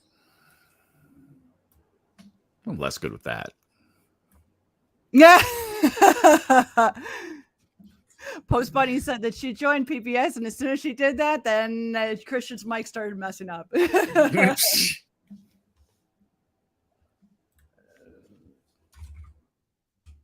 And Christian's gone again. Bye, Christian. Okay, he's still in the background. He's not out of StreamYard, just out of the stream. Ah. I do have a question from Sir Unshackled in my Twitch, wanting to know if anybody plays MTG, which I'm believing it's the Marvel trading card game. Or no, that'd be Magic the Gathering. Magic. You play that, don't you? I sort of. I played back like in the day. We're talking third, revised edition, fourth edition. Give me one moment to actually think here for a second.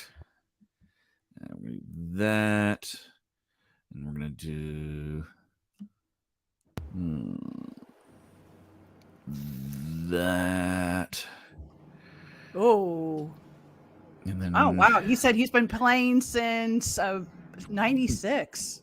Yeah, that'd be about right. Actually, I think even a little before that. I started with the Tail End of the Dark expansion. So I mean, we're talking a heck of a long time that I've been playing. Unfortunately, but I stopped playing for a few years. Basically, I stopped playing. I bought an entire box of Mirage. Just as I moved to a new city, didn't like the player base that I was at, and so I left. I now have one deck, a Goblin deck for those curious. Okay with that. And it's a fun Goblin deck. I do enjoy it. I forgot that was going to happen. Shoot. Oh, I was just gonna. I was expecting it to go straight. So I'm like, why did you do that? It goes. Yeah, it doesn't. Yeah, I don't get to choose. But if I had realized I think it's again your most expensive guy that I think it kills. But yeah, no, I have one deck now. I am desperately trying to get in touch with Hasbro / Wizards of the Coast. Although slightly less desperately right at this exact moment because of the OGL stuff. But that's on the D&D side. So,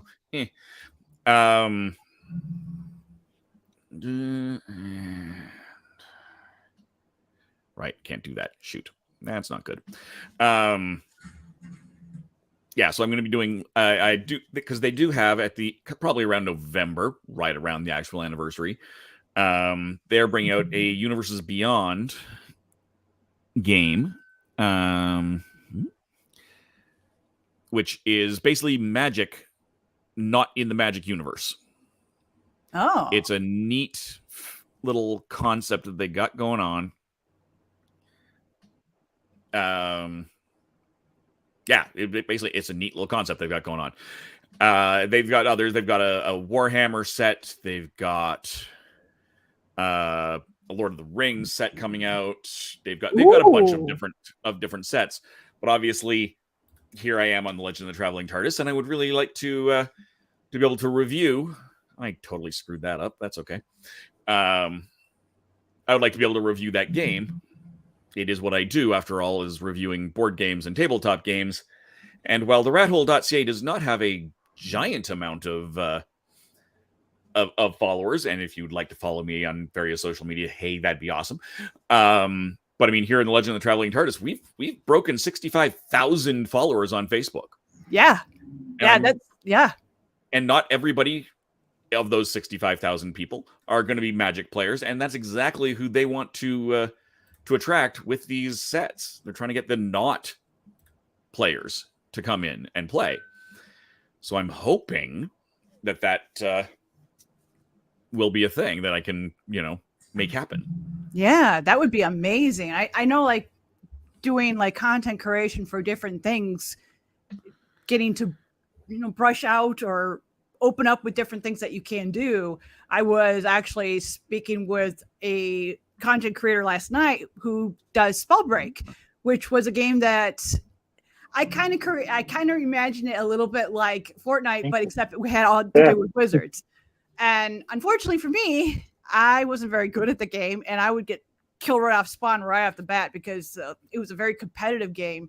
So I didn't play it. But now the game, unfortunately, has gone to the point where it's no longer being developed. But the developers did give this gentleman actually a version of the game to do a community of it. So I'm thinking I'm going to be going back to that and pulling that into with different content. And I know with Magic the Gathering, they do have a Doctor Who sometime, I thought was this year sometime, coming out. Yeah, like I said, that's what I was saying, is they have the new set coming out, like I said, in November-ish.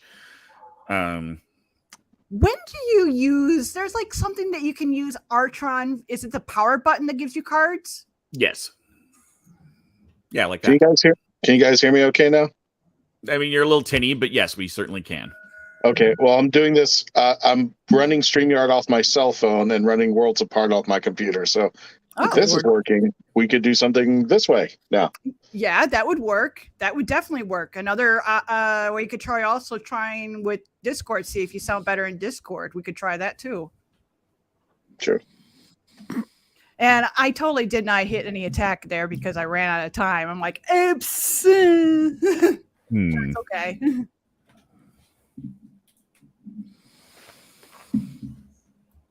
This is not ideal right now, I gotta say.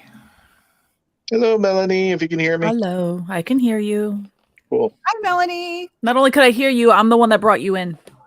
Oh, thank you. So I came in and I'm like looking in the background going behind the stage. I'm like, why is Christian not in? Let me check the private chat first. And I'm looking, I'm like, okay, well, let me see the comments. Oh, and then I see this comment just lurking in there. And going, well, Dave's busy running a show along with Kenzie. I can't see that. Yeah. So I'm like, well, let me go ahead and bring that's why I put in. That's why I put it in the main chat. So somebody had to see me out there. Yeah. Melanie, if you want, we could run a private game real fast. Well, just make it sound like I'm probably you won't make it take sound like I'm logged in. Longer. Oh, okay. Well, dude, I literally just got out of the car and ran here. Yeah. Ow. Sorry. Ow. It won't take too terribly long before I'm going to possibly be losing.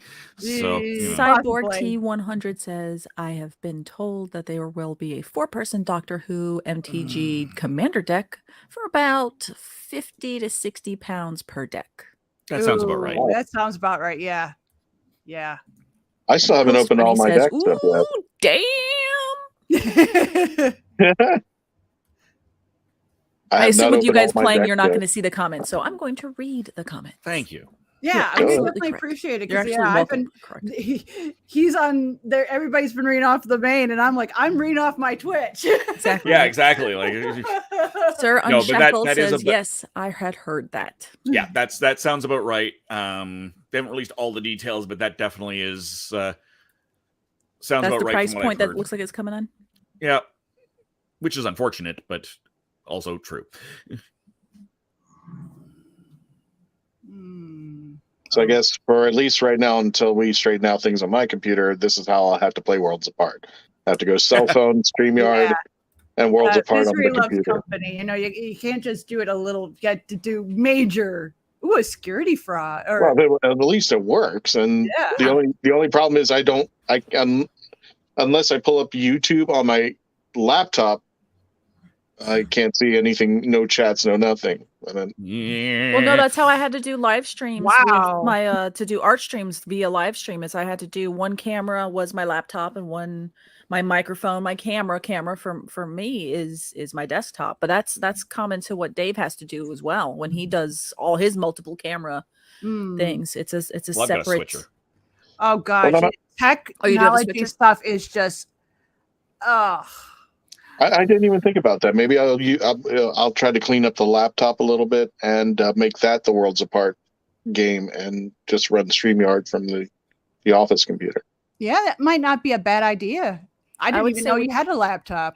I would say whichever one is because I'm almost thinking at first my knee-jerk reaction is for gaming you should make sure that you're on the stronger laptop or the stronger console, but it is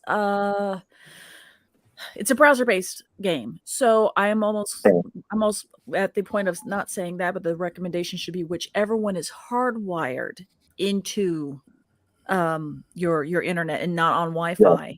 That should be the one that you're playing the game on, and that StreamYard can do the Wi-Fi because it's not going to need as much bandwidth. Funny enough. Okay, that sounds like a plan. Anybody want to play me in a private? I've got enough time for one game, so it's just like that. Well, don't worry, I'll be dead in about 3 seconds. Yeah. Just kill me. I got nothing. Just go ahead. I'm just Don't going even to play. throw what I have here just because. Of course you will. Yeah, I definitely feel like I've gotten better at this game. Boom. I definitely feel that way. Wow. You lose. It was the neutron bomb. It was those 2 neutron bombs that you had that did it. Cyborg 10. 100%.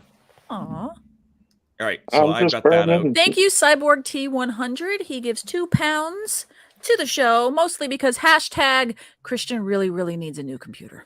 Yeah, that's trending. This is accurate. Apparently, I will go. Love to be able to hook them up with the same company that made mine. It's the same one that Courage JD, Dr. Lupo, Dr. Disrespect. Everybody uses that same computer, which is made by NZXT.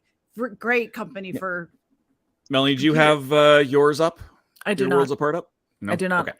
Sorry. Well, I got mine, David. I only got time for about maybe one, at best 2 games if you want to run it. I will do this. I will pop it in private match because apparently Mackenzie can't do it. I will run all of this. Oh, I can do that. I didn't realize you wanted me to do that. Can you share your screen? Can I share the screen? Yeah, I can put it into the stream, but does it have the present button down That's at the bottom? Good question. I might be able to if. Let's see if I can. Down at the bottom of your StreamYard near the leave studio button and mute and stop cam and stuff, is there a present? Yeah. Yes, there is. You should be able. There you go. So you hit present. And then hit share screen. Yep.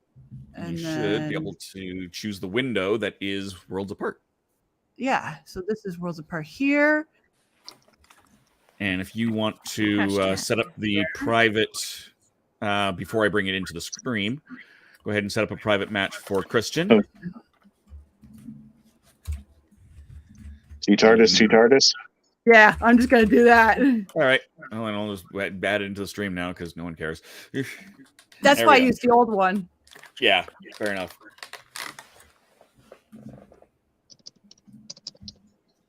Present and present are Going pronounced in. differently but spelled the same, aren't they? That is correct. Yes, that is entirely correct. That's I'm a waiting great for- question. So is read and read. English English sucks. language is just so confusing. It's extremely hard to learn the English language. You did T-TARDIS, right? Just did TARDIS. Oh, hold on.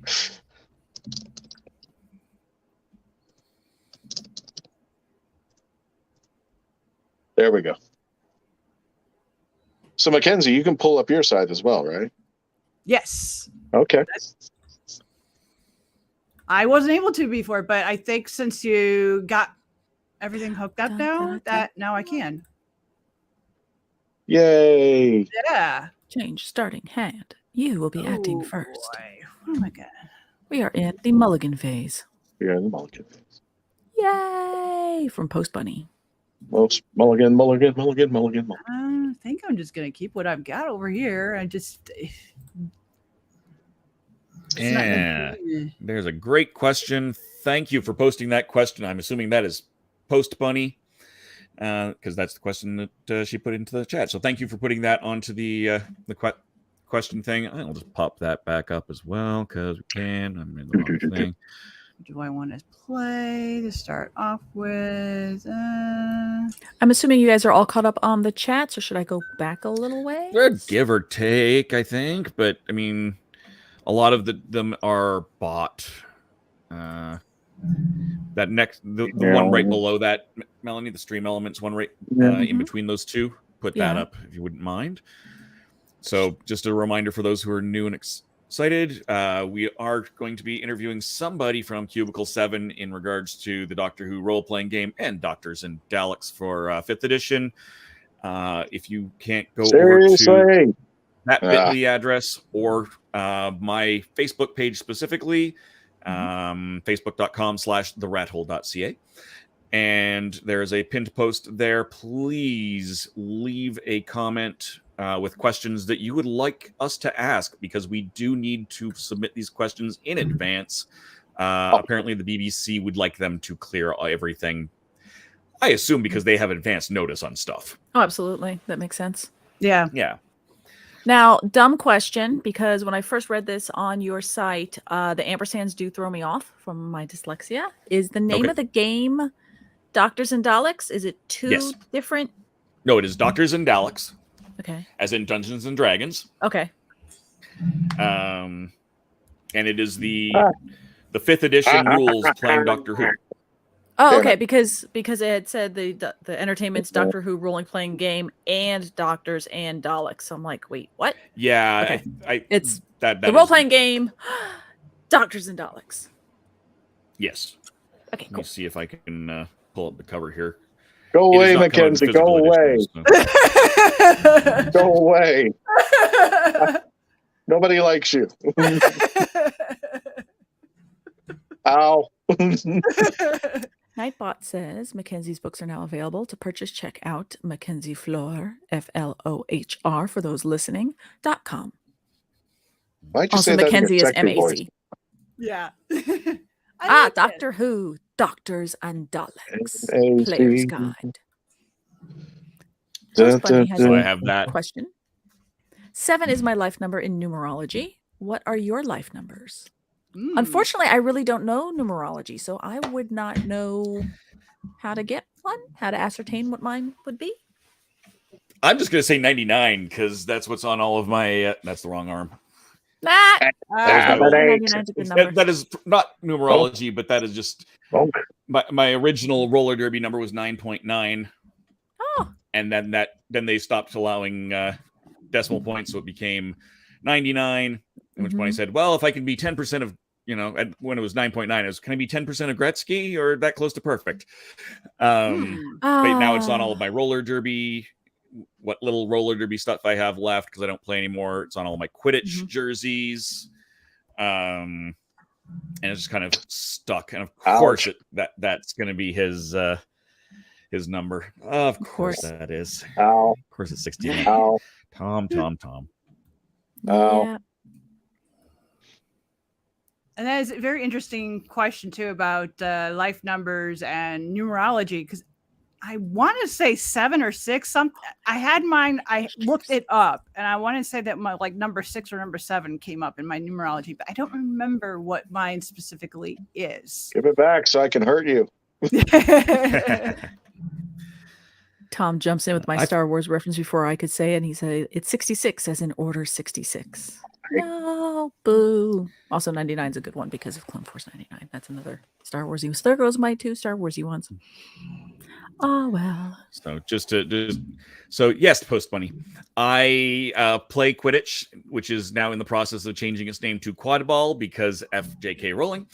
Quadball. There's other reasons as well, but that's the largest one. So yes, this is a one-time jersey. The Edmonton and Calgary teams were pretty much decimated by COVID, as a lot of the players are university aged, and so we just lost a bunch of them.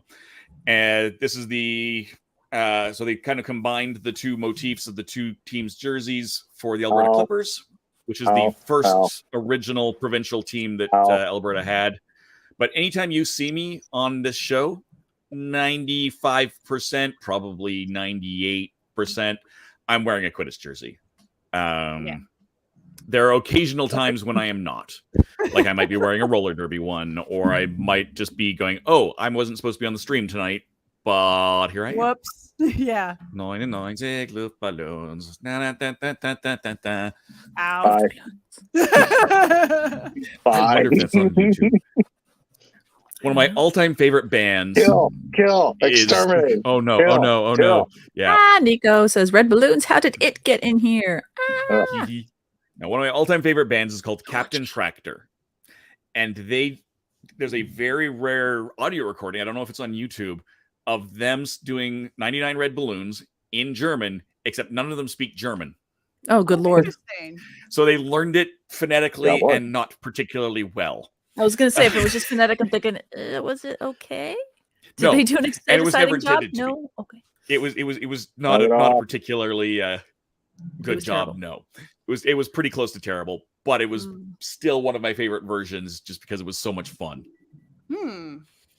It only stayed in the rotation for maybe one tour around 98, but it was, then they just had, they have however many other albums that they can draw from. So they just went, yeah. It's like, we're going to need to drop this one off because it's not our best showing. Well, they also kind of moved. They had a lot of, they weren't a comedy group, but they did have a lot of snarky, fun, they had a lot of snarky, fun little songs. And that's not surprising. Hashtag Guru knows that the German version was 1 second longer than the American version. But yeah, no, they went to a more serious tone in their music, which did well for them, and they still are playing 20 years later, just not as regularly. Oh. Uh-oh. Yeah, I saw them like, no, River. Viva! Bonk. Bye. Bonk. In the category of songs, the same songs being different timing, REM. End of the World. End of the World as we know it.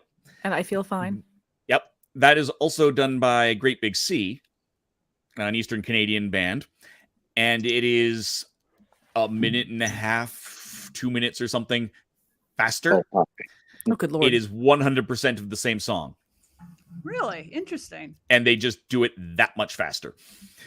They are a East Coast Canadian Celtic band that are legendary. That video is definitely 100% on YouTube. So you can definitely look that up. Or look up all of their stuff because they're an incredible band. Yeah, when you said Celtic, it got my ears perked up. I'm like, oh, yep. well. It's East Coast Canada Celtic. So I mean it's okay. Maritimes more than proper Celtic, but they do have their roots, some of their roots there. Alan Doyle, their lead, has done a few things with Glass Tiger, who also their lead singer is Irish. Interesting. Glass Tiger is the 80s band that had a few different hits. Must be something because of it being a Dalek, it can't block or something. Maybe. The Crucible Supreme creature. Yeah. On play, target friendly Dalek exterminates. I'm going to. I've got my earpiece on, so I can still hear things, but I'm going to just step out of the stream for half. It's half, and he's just gone. Oh, what 10? What? What happened? 10? What happened? Moon-based Cybermen, emerging devil, neutron bombs. Okay, so we got for half of what? I know. He says for half of, and then he muted himself, and then he's like half of. Melanie. Yes. Don't read her cards. I forgot about that part.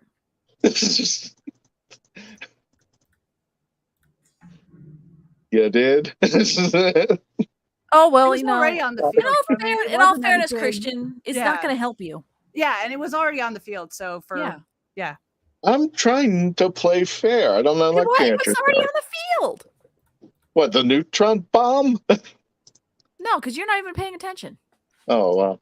You don't know if she played that or not at the time. Uh-huh. Like you were going to be able to block that, and you haven't. So, I still have faith in you. I mean, kind of. So Shut Post Money's still wondering what half of what is, and we're not sure. Half a sec, minute, hour. Well, it's not definitely a second. I believe we're closing in half a minute. So maybe he'll be gone for half an hour. Who's to say? Who's to say? We don't know. Nope. It's Dave, plus it's Canada, so who knows how time works up there. It works differently. It doesn't. Canada, time doesn't work here. Time is all timey-wimey. What year is it in the US? Half double, half calf. Oh, I would love one of those right now. Let's see. Should we all say mean things about him while he's gone? Yes. Yeah. Oh, I know. Well, we could also say they mean usually things about do. him right now. Yes, you don't have to wait for me to be gone to say mean things about me. Yeah, They do let that him at least fairly retort. regularly. Oh, let him retort because it's fun. Y'all mean. No, we're not. All y'all's just mean. Maybe a little bit. It's Yeah. like a sibling meanness. We can pick on you, but no one else is allowed to, because then we'll beat them up. Yeah. Full hearts. Yeah, and see, look, didn't even think about it, but oh, come on. Dave is so Canadian, eh? Yes, eh? Okay, now You hear it mostly when I say something with a U in it. 11. Properly spelled. I was about to stand up and show off something. Dave, remove the comment. Fine. See me and Mackenzie match. Yeah, look at Yay! this. We're both wearing the same, the 13th maroon burgundy shirt. Although funny enough, I'm wearing my 9 coat. Yep. Post Money says, whoa, twinsies. Yeah. So I knew we were doing the show today, and I was like, oh, I'll just remember to wear this shirt. Yeah, and I was like thinking, oh, people haven't seen and Twitch seen me to get reactions, see what people think, what I look like. Is it 11 or in this case 13? Yes. Color, No. not color. Yes. Color. Unless you're reading Mackenzie's book, The Binge Watcher's Guide to the Galaxy. Binge Watcher's Guide to the Galaxy? What the heck am I saying? Yeah, I did wonder Because- that. Where I'm like, Galaxy? Yes. Where did Galaxy's Guide to Hitchhiker's I mean, Guide. there's a whole galaxy in here. Yeah. But yes, her publisher made her spell it in American, and I will never not take the opportunity to go about that. It's an American book. In the hopes that someday some of them will see that and realize that they made a horrible mistake. Post Money goes, what? Yep. What are we wedding? Probably the fact that the The American fact that publisher things are told spelled the American properly. author to change the color in change color that- to color American, not Brit, which makes more sense for her to be doing it given the subject matter. Exactly. And I Well- did fight the publisher on that one because I wrote the whole book in the British because Writer Wands, I'm already doing that. So for me, it's very natural to just switch over to British typing. Mm-hmm. No, I've always gone with the theory that if I'm writing for an American website, I will generally try to use American spelling, Mhm. as painful as it is. But Sorry, you're gonna have to use Z's. yeah, no, it's Z, not It's Z. Z. Z. Ow. Ow. Oh yeah, there's Christian reminding everyone that he's here. Him Yeah. saying Yeah. ow. Yeah. Ow. Ow. One of the best things in the Doctor Who role-playing game, in the core book, it says this game is British. It's very British. You're going to see more U's and less S's and more Z's.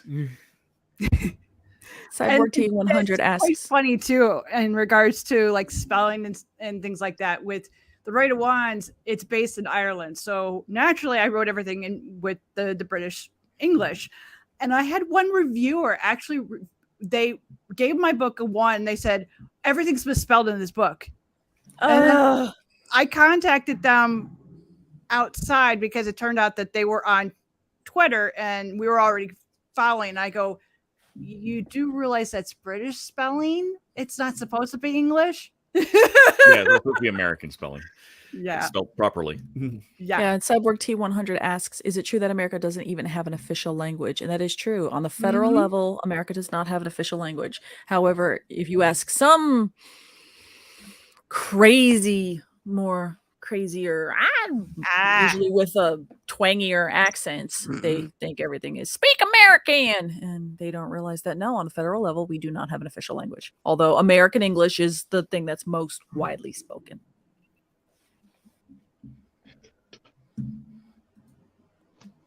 It's a Z, she, Z issue. Ha! Oh, hi. Nice. It's Latin. This is true, Post Bunny. Our mottos are in Latin. This is true. Yeah. Spanglish. I mean, regionally, it really does depend on where you kind of live and grow up when it comes to at least your second languages. Is different areas and where people immigrated or near borders or, country-wise, you can just have more. Like in Florida, it's very common to have a lot of Spanish-speaking people here, or at least be dual language with Spanish. However, if you grew up like my husband, he said when he was growing up in school-wise in New Hampshire, it was better to take French as a second language because you're closer to Canada, and you're gonna have more French-speaking, even though it's Canadian French and not French. Which is really different. Which is very different. Quebecois French. So Parisian French, Quebecois French. Quebecois French is basically the equivalent of Shakespeare in English. Interesting. It is, at best, a Parisian is going to think it's quaint. Yeah. Usually, they're gonna think you're a redneck. Yep. It's just the language has been so protected. Get out of here. That it hasn't evolved. Mm-hmm. The stop signs in France say stop. They say arrête in Quebec. Mm-hmm. It's interesting. Yeah, that is. I didn't know that there was a difference. Big difference, yeah. Mm-hmm. Yeah, to Dave's point when it was saying about protected, a lot of languages when I was taking my Spanish level classes in college, I found out from my professor there that a lot of languages you could trace back. They're like little time capsules of wherever the language started or where people started immigrating to an area. They will tend to say, once they immigrate to that area, they will try to protect and kind of hold what that dialect is. So when you had colonization going on, that became Canadian French. Really highlights his point, the Shakespearean French. It held how the tongue was in that time period, and it never kept growing and like a tumbleweed and kept changing and evolving, blah blah blah, like in France French, or in the bigger cities, how those dialects will keep changing and changing. That's where Acadian it's like French. Well, even American English, our accents, then more of a non-regional diction kind of deal, maybe even more of a Virginian kind of deal. They say that our American English actually sounded a little bit more like what Shakespeare spoke than what England speaks. Yeah, because the country has evolved and moved, and we put in a little time capsule and just slowly evolved it. It's not evolving in the same rate as the mother tongue. Funny enough, linguistics are very, very fascinating. And Canadian English is actually even slightly closer. It's still just because of the American trying to stop being, anything British and taking out things like use and changing pronunciations on things and whatnot. Okay. It's actually quite fascinating. Go on YouTube and look up linguistics, and it's amazing when you look at the etymology of it. Oh.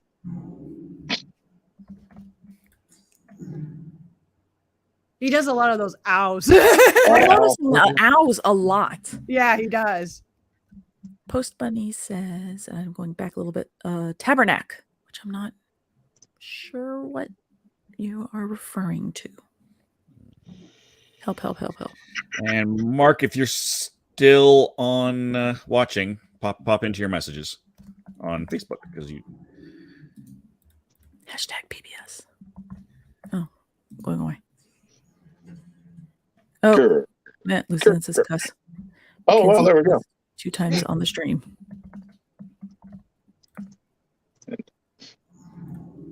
Oh, it's a bad word in Canadian French. Tabernacle. Ah. I wonder what I'm saying. I suspect that's more than just Canadian French, but I couldn't swear to it. Oh, really? That's Really? why. 22 Rebel U. Really? Really? Really? In the UK, we have about 7 native languages. Yeah. Thank you, Mackenzie. Middle finger one. They tricked me. Wipe them over. How dare you? But in the UK, we have 7 native languages, which I'm gonna say you're just speaking in just the island. I don't know, because there's Say there like Mackenzie, like, what are you waiting for? So I if you guys are having a second game, this is not you guys. This is me and the Candyman. But I mean, you can always take us out and bounce us back around. Okay. As check in with the different games as you need. No, Boo. no, It's use okay. that. Not No, like I'm don't do never that. gonna give you up. Terrible Never gonna plans. Let you down. Or let you down. I'm gonna run away and desert you. Ooh, dessert. Dessert and dessert. Really? Really? One of these right now. Sorry, guys. I don't like any of these options. I got to do what I got to do to protect my little numbers here. This is pathetic. Really is. That's okay. I find in this game I'm playing a lot of It's a long game, but it's really a bad game. Yeah, I find I'm playing a lot on the defense end. I'm like, oh, this is interesting. I got lucky with the back cards. Those back cards came up and finally gave me what I. Oh, hi. The soldier deserted his dessert in the desert. Nice pudding. I put it. Okay. I'm not sure what Mark's going to react to. Dun, dun. Do you think Mark's watching this? I think Mark is not. I mean, he's probably listening to this, but I trust. So you're that telling me Mark not is to read the cards out loud? Okay. Yeah, don't read the cards out loud. I mean, once they're on the table, I don't really care. But yeah, he probably is not watching it. Ooh, I let's see. hope he's On the not bottom watching right. it. He's And if not he is, well, watching whatever. it. On the top right, there's a 4. So he Is that has how many- 4 Artron. I say those. How many Artron energies? So now How does you he can have see- more than you? Because I just He took a turn and I played a card. So which card did you play? I played a. What did I play? I say because it's not on the deck. It's not on the it's- field of play. I played something that finds something. Ah, I forget okay. what I actually played. Well, this is confused. sucks. Yeah, I forget. Yeah, it's literally me playing the defense right now. That's what it was. Ah, okay. Living dissection. You can read that because Living dissection. That was the card that he had played. Yeah. So lets me track down a Silurian or dinosaur and then refresh my power, which I didn't need to do because I didn't use the power. And Okay. Oh. here, so you can see there's that. I'm not. I will do. That's one thing I really do enjoy about this game is just looking at the art on the cards. Yeah, and the fact that it's all hand drawn and put into computer technology with the drawing. Yeah, this is all that way. And all Not pre-approved by the BBC, so it wasn't like they could just put whatever cards together. Okay. I was trying something, but it wouldn't let me. Shut it. And I was thinking of something, and I thought, maybe I should have tried something different. But really, should I? All right, fine. Just bring her on. Oh my goodness! Holy smokes! Bring her on. Wow. Well, I had enough energy to bring her on. And I was like, whoa. I felt real good until this point. Because I can't block with that card. So that's going to put me down to 4 at least now. Oh, there's switch over to their game for a second. That's about to do. This is the nice thing about StreamYard is when it works, we can actually. That's helpful. Go back and forth. Go back and forth. Yeah. Yeah, and this was such a close game too. It's like I was feeling pretty good, and then I threw that Nutri-Bomb, and I'm like, now I'm thinking I should have held on to it, but I played it because I was like, my card that I had, I didn't have anything on the play, so it was a good move for its time, but after that, it wasn't planned. There was nothing planned after. Exactly. That's where. And you weren't expecting 15 seconds. And you weren't expecting the back cards that I had to go in there and knock that out. So that was 7, 6, 5, 4, 3. So this is. I figured let me count it down because somebody should. Go ahead, use your bomb. Whatever that card is, it's got to have some value. I have no cards left. I wish I had that. Jeez. So one of the interesting things about this game that you can't, it's a little harder to do in a traditional physical card game, is there here. I'm just going to switch over to our game again. There are cards that let you, when you draw it, go draw more cards. For example, these pigmen. And so when I know he's probably got another one sitting in his hand. No, I don't. We don't have any hands. But that's a little bit harder to do in a traditional one because you have to go, oh, this is what I drew. Whereas in this game, it just automatically pulls it from your deck. Yeah. Which is kind of neat. Definitely interesting. Really? Mm-hmm. And so, yeah, he went in and attacked. When my dinosaur died, it poisoned his Dalek up there. So it's going to chip away at things. Bit his Dalek. His Dalek's got a puncture. See what I did there? Yeah, I do. Yeah. Well, those who don't know what I'm talking about. I mean, really, it's down to the wire here. It is down to the wire. It's disgusting. It's down to the wire.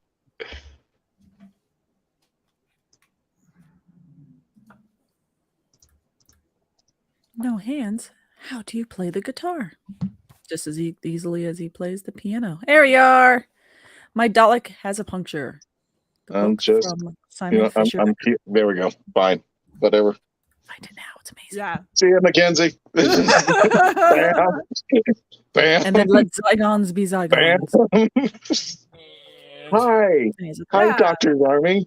My Dalek has another puncture. Yes. By the wonderful and amazing Simon Fisher Becker, our good friend. I'd say hopefully in a few months when I go to London, I can pop over to see him. Oh, I meet him and Tony. Give them both big hugs. I would love that to be able to meet them in person. I would love that. There's a lot of books I should buy. It's like, hey, might I buy a book? So if you use the power button, it gives you another card, but you lose Artron to get the card. Exactly. Okay. Yeah. You spend some, and you actually, I think, lose a cell, so you get less. Straight up, get less. Okay. But in this case, I'm like just saying, okay, well. Motors roll his razor. Sorry. And it only gives you one card, which sucks because I actually could use more. Because there's nothing I can do to block everything that I need blocked. There you go. Ah! Oh my goodness! I get it right at the last second. That sucked. So if I use the power button, it takes 2 Artron, but I get an extra card, right? Exactly. Yes. Okay. Well, I'm going to do something different. Back to Mackenzie and Christian on the stream.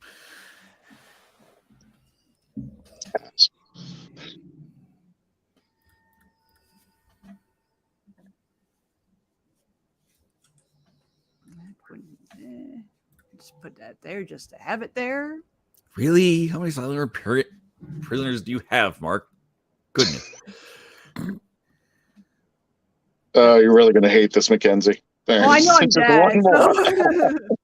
Why not? Throw him in there. Yeah, might as And well. throwing the Arachnus. Oh, is this Man, I was like, any last this words, was a Mackenzie? very good game. I gotta say, Any last words, Mackenzie? Yes. hey, this was a very good game. It was a very good game. That was a But very good game. you got to go. Sorry. Bonk. Bonk. Bonk. Oh, he's And not bonk. saying ow. No, he just went bonk, bonk, Bonk. bonk. Bonk. Bonk. Considering that Ow. was If it's very my good. turn, it's if it's my side, it's ow, ow, ow. If it's their turn, it's bonk, bonk, bonk. bonk, bonk, bonk.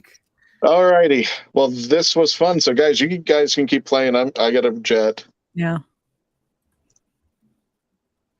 And if you want to promote anything, go for it. So, folks, thank you for at least. Well, I'm just going to go, but they're going to keep playing, and I'm going to keep watching. Let's see how they do. Yeah, I have to start getting something on printing, so I could at least get in here a little bit and say, ah. Yeah. Good night, everybody. Have fun. So, everybody have a great night. This might be if I'm able to pull this. What I'll do is, like you said, I'll probably pull worlds apart up here, and then try to see if I can pull up StreamYard on my laptop, and then because it has a remote camera, I don't like using it. It looks awful, but I mean, it is what it is, and then I could play the game. Yeah. So thank you all for joining us tonight, or at least I'm going to go watch the team out here. Don't forget Central Florida Comic-Con in not this weekend, but I think the weekend of the 21st and the 22nd, and Pensacon the following in February in Pensacola. And we're going to be, from what I heard, we're going to be in Poseidon's Bay Area Oh. in a tent. So thank you all for joining us. Well, I'm going. So thank you all for watching, and please continue to watch as they play, learn some pointers, and hopefully maybe we'll bring you on the stream and give it a go. So thank you all. Have a great night, and become part of the legend. And I'll let you guys close the door on the way out. Seems like a reasonable thing to do, yes. Thanks, guys. I'm just gonna watch here and watch this game play out. So part of the problem is, for those who can see it, that little Silurian-looking face that's on that card that just blocked says it does a poison thing. So now my Merca has been poisoned, which is going to do a damage to it every turn, which is not particularly fun. But he does have Overrun, so a bunch of that damage did go over onto Mark, not just absorbed by the little peon. So I still did 5 damage to him, even though he blocked. Which is one of the nice things about the Merca. Love the Merca. Yeah. Both as a card and as a character.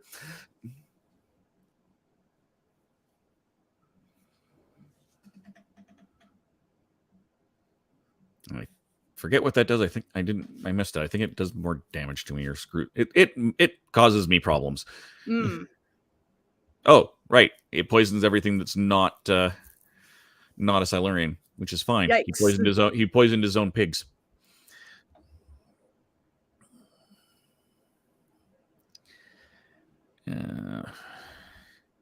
I don't love this plan.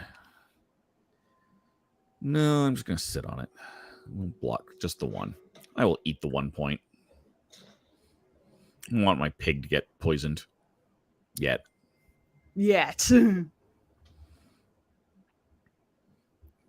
Of course, I just realized that I have other things I could have done because I'm a fool. But whatever. Yeah,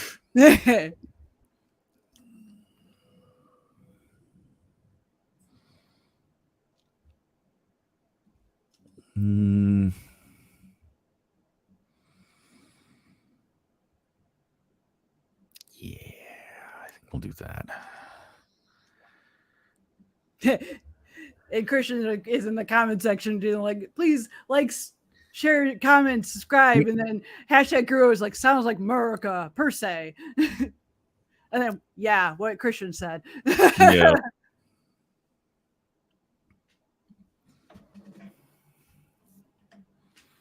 And I did not know that LG went out of business. I did not know that. Because I don't pay attention when it comes to phones because I have Verizon, so I don't really pay attention other than that. Teehee.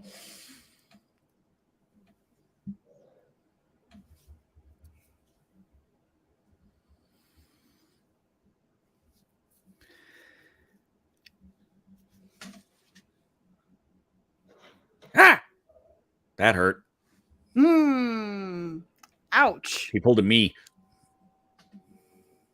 But the nice thing is, it did damage to some fairly significant damage to his T-Rex as well. Yes. Now.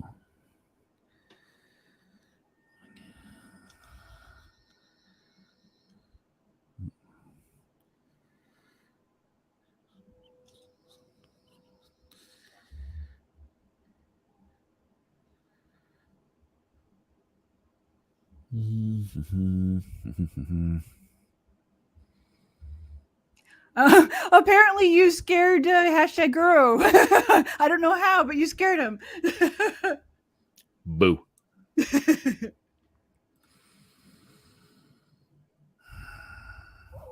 Yeah, fine.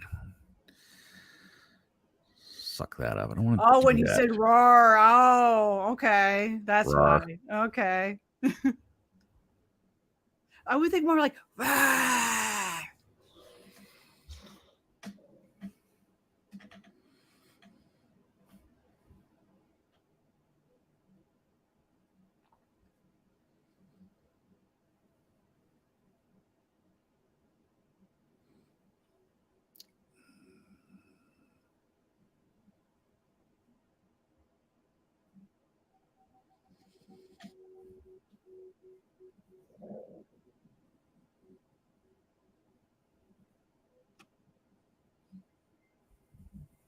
Well, what I did learn this week from a fellow streamer is don't eat fruit snacks while you're playing a horror game that has jump scares.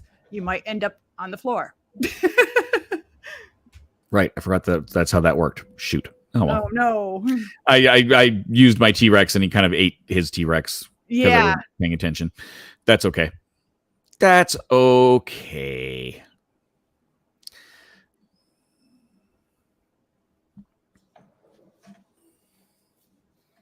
I should check. I got to go into this deck and see if I have more Merkas. I know I don't have one of those, whatever you have with the T-Rex. I'm debating whether I should add something like that into my deck because the fact that Christian has such high cards like that. And I had the 3 neutron bombs, which the one card play. I don't know how the one card played itself when I put down my Dalek to bring back a Dalek.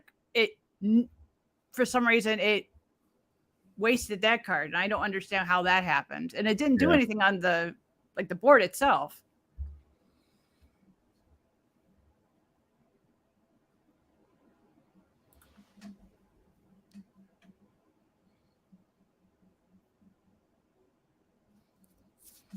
Oh, I guess Post Bunny must have got scared too because they said I also turned my head quickly in response with a sudden burst of sound.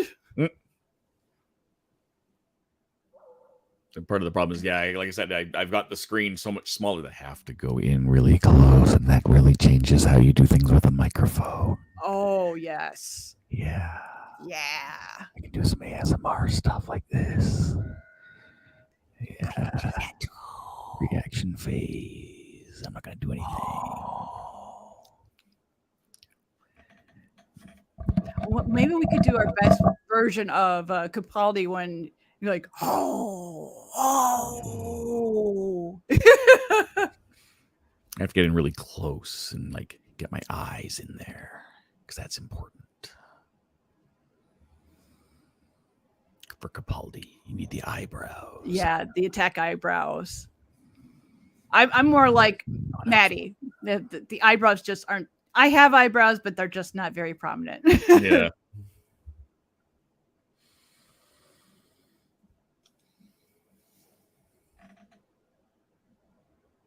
Oh, hi.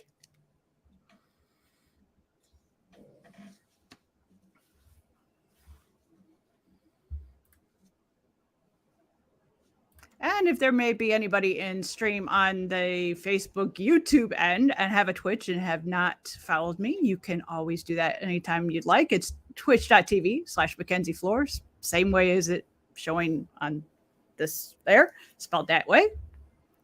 Right. I'm working to gain an affiliate, and I'm hoping to get that within the next 2 weeks. I'm like right on the edge. Yeah, exactly. Yeah, somewhere one of the bots will say your thing. I don't think it does. I'll have to. Yeah. I'll type it in. I'll type it in. It my definitely Twitch. does say that you've cussed 2 times on the stream. Apparently, I did. Yeah, and I have no idea when I did it. Yes, if you are just tuning in, make sure you go over to my page, the Rat Hole, facebook.com/therathole.ca, or use that little bit.ly address there, and let us know what you'd like to hear from. I don't like that at all. From the creators of the Doctor Who role-playing game and of Doctors and Daleks.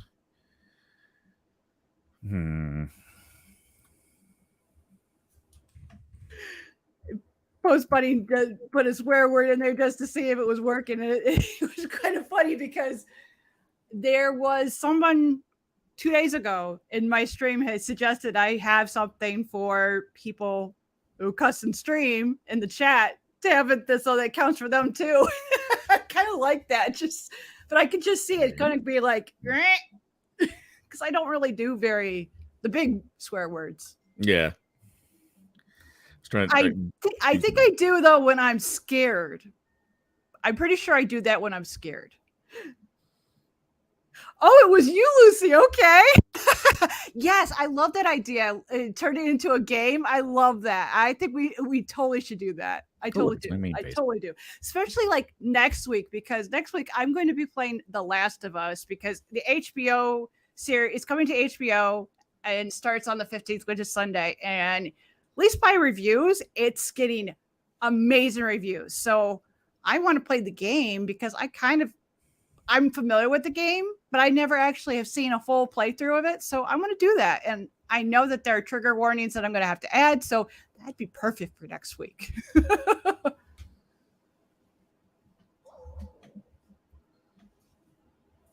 I oopsed. Oh, well.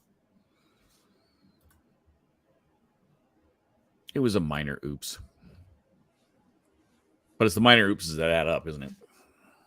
Yeah. It's like that Nutra Bomb that I played. I thought that was a perfect card at the time, and then it ended up shooting me in the foot.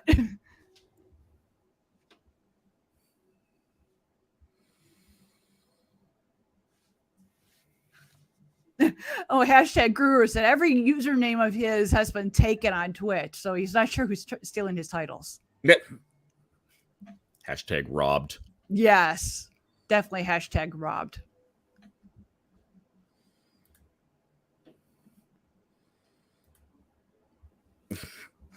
Not wrong.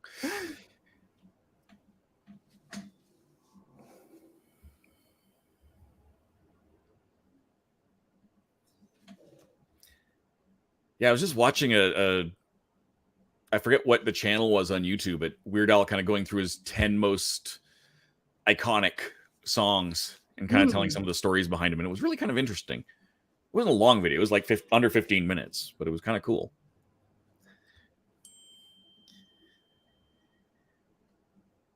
Okay, well, let's not forget to do all of those things.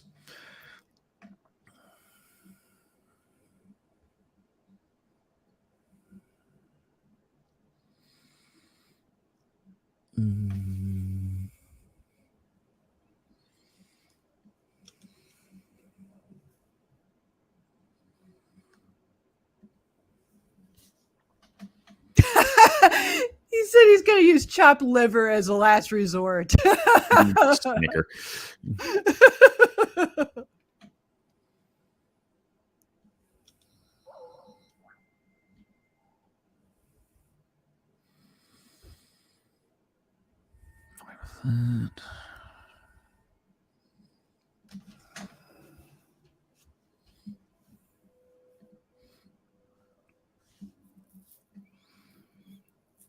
So my little pig man there on the end is the poison's about to get him out, so that's not ideal. But he'll survive at least to do a little bit of damage.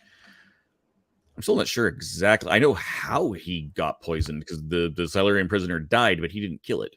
I'm not sure who did. The one thing I love about this new mic, and it just got it yesterday, is that I can mute myself whenever I want without actually hitting the mute button on like StreamYard, and it flashes red at me. Mine turns yellow. Oh, yellow. Interesting. Yes, but there you go. No, I love this mic. This mic was such a hassle to get. What kind it's a of mic Samson was it? G-Track Pro. Which what's it now again? Samson G-Track Pro. Oh, okay. And it's actually got right a couple down here a little. You can't see it off screen. An extra quarter-inch input, so I could put an instrument right into this. I could put a second microphone into this, which I've definitely done in the past. Yeah, just deal with that. Oh, fun. And yeah, Post Bunny, it does. It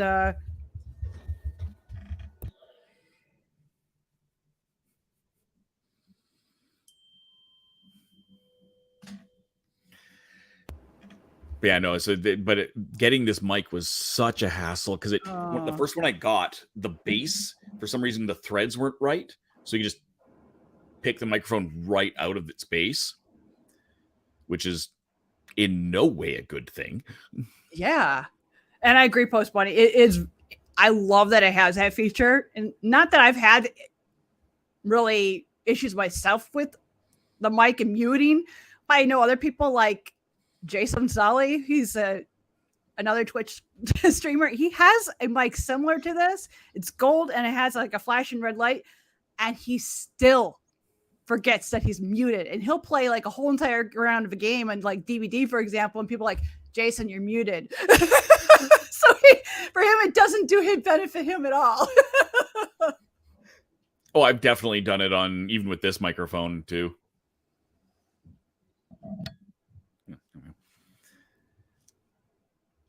Yeah, it's got some, but I tried to get a hold of Amazon to get this replaced, and they didn't have any more. Oh no! They wanted to replace it with like, as a Yeti or something. Yeah, something basic, which is still good. Don't get me wrong at all. But they said, "Oh, well, get a hold of Samson." Well, Samson in Canada doesn't go. Samson said, "Go to our Canadian distributor," because they don't have replacements here. Went to the Canadian distributor who said, "Oh, you bought this through Amazon. We can't touch this."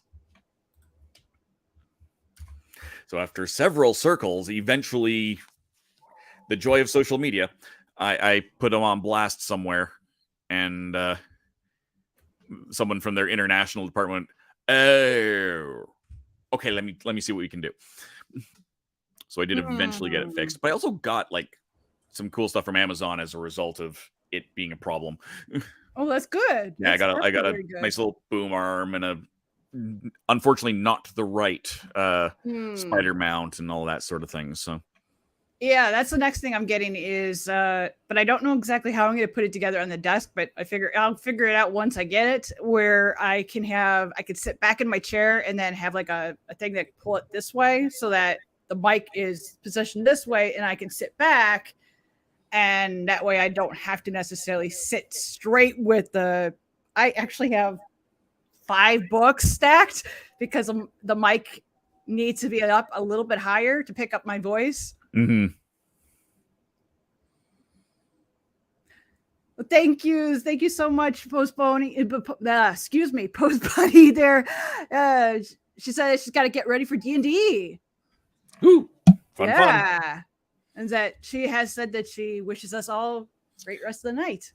Yes, and thank you. Like I said, thank you for the follows on YouTube. And I'm not sure if I didn't see if you did also on the Facebook, but you definitely left a question there, and I appreciate that. Yeah, definitely. And I know, and like for us, we'll be here next week. My stream, I will be streaming tomorrow night around. I'm still trying to figure out. I want to work with my mods to figure out what's going to be the best time, but I have scheduled it towards like 10, 11-ish, and I'll play the second phase of The Last Remnant.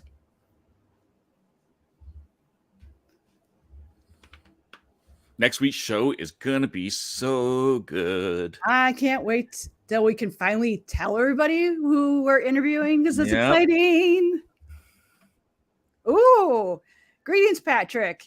He said that he just got his Doctor Who magazine issue 584, And there is a rule of thumb as to, or is there a rule of thumb as to when those hit the States? Feels like it's sporadic. I think it's usually Thursdays, but I don't remember what the schedule exactly is. That all I know is that it usually hits on Thursdays, and it hits to my Kindle on that day. But I do think it is sometimes sporadic, depending on like if it's not one of the regular magazines, but if it's one of their special edition magazines, those seem to be more sporadic. I'm looking forward to the new Cosmic Mask magazine, which comes out sometime this month. Ooh. Because I will have a review in there. I could do that. No, I'm going to do this instead because it's more fun. Whack. I am nervous that he's got something hiding there, but this will end the game. Yeah. And I think this, unless you, I don't think I can leave now because I'm the only actual person. I think if I leave the studio, it dies. Yeah, because I don't think I have that admin portion. Yeah, I was actually surprised I could even present. Yeah. I was sure you could, because I was sure that I had that. Like, I have to put it into the stream, I think. But I win. This is your last game, and so this is going to be my last game. I was only planning on going for till 8 anyway. So if this is your last one, it's GG's regardless. Mark, if you want, I'm going to set up another game. TARDIS. No, I'm not going to do that. I'll let Mackenzie do that. Mackenzie, set up a game if Mark wants to play. And I will see if I can bring it into the stream. And worst case scenario, it crashes when I leave. Okay, we could try that. Yeah, and I'll just keep an eye on it on my phone and come off and live when we get closer to done. So you did the triple or the double TARDIS? Just do whatever. I just do TARDIS. TARDIS. I mean, if somebody crashes it in the game at this point, whatever. Yeah. And just make sure you present. If it does crash, I'll just take my stream and I'll raid one of our Potato Bomb Squad members. Yeah. So there still will be content. So Mark, if you're still there, go on in. And Mackenzie, you can probably hit the present button now. And bring it in, and I'll. Let's see here. There we go. I can also just and thank you very much for the follow there, #Guru. In fact, I can guarantee. There we go. I can guarantee it won't, because what I'll do is I will just actually I can also send Mark, I guess, the link too. But I can just not leave the studio. Yeah, that's a way too. Yeah, if Mark wants to play a game with me here, yeah, Mark, and then we can end right after that. You the thing. Yeah. Here is the StreamYard link, Mr. Candyman. Excellent. I don't know why I didn't think to do that sooner. Ooh. And what I'll do is, so Mark, you go in and do that. I'm actually going to take the screen off for half a second, so that if Mark is coming on, he's not seeing what you're doing. Yeah, that works.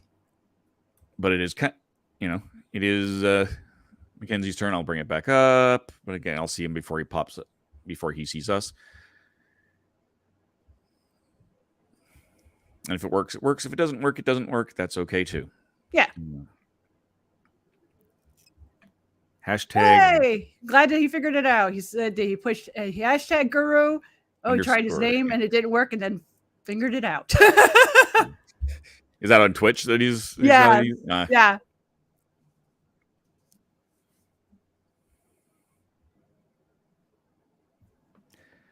All right. Well, I'm going to dump out. I will still be in the green room area, so it definitely will keep going. Yeah.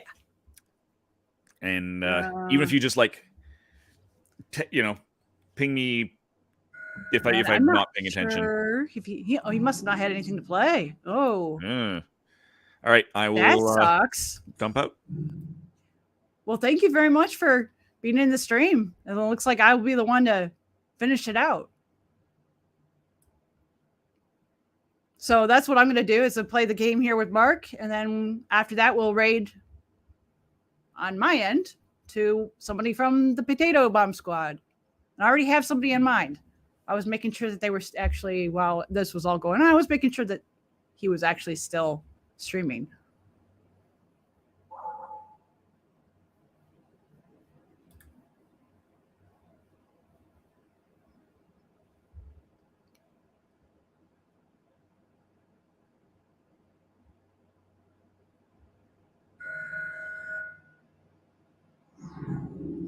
Okay. No, that's not a very high number. It's not a very nice number either. Okay.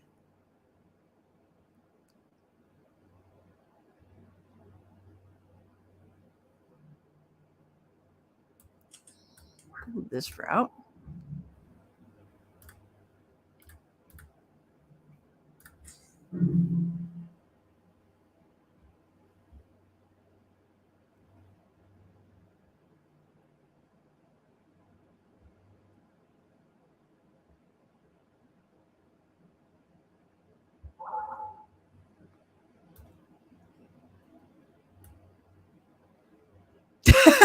I did not make you.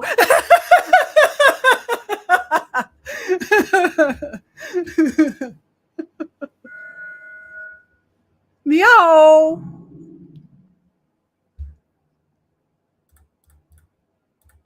Oh no. I'm sorry to hear that, Cyborg. I hope that you were able to find some place to plug it in so they can get your laptop back up.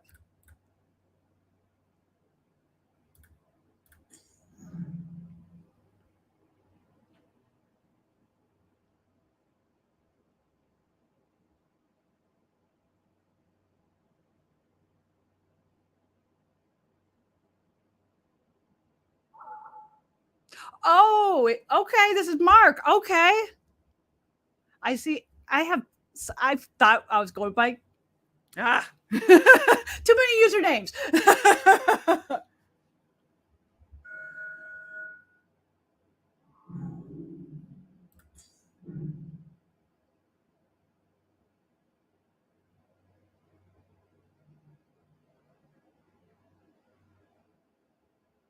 That sucked. His battery died.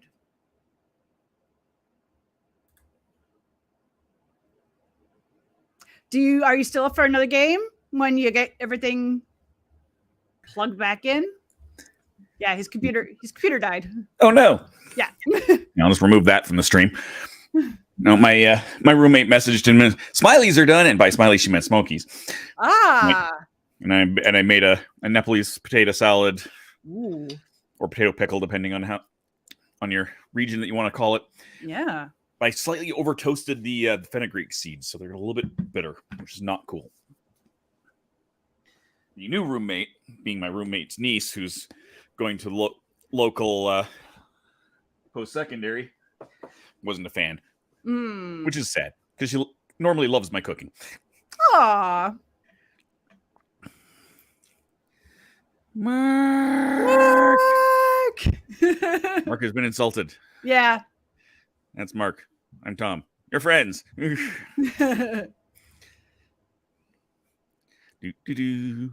got I don't know what you've got going on, but your screen that you're sharing is just black. Dead. Yeah, it's just black. Yeah, I'll just hit the stop sharing because there's some. Yeah, you might have it there. Exactly.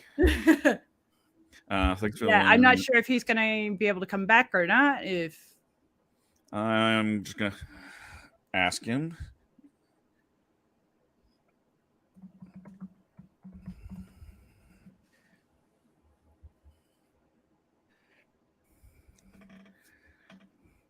Yeah, he's not going to come. He said he wasn't going to come on live, but he would play with you. I said, asked him if he wants another.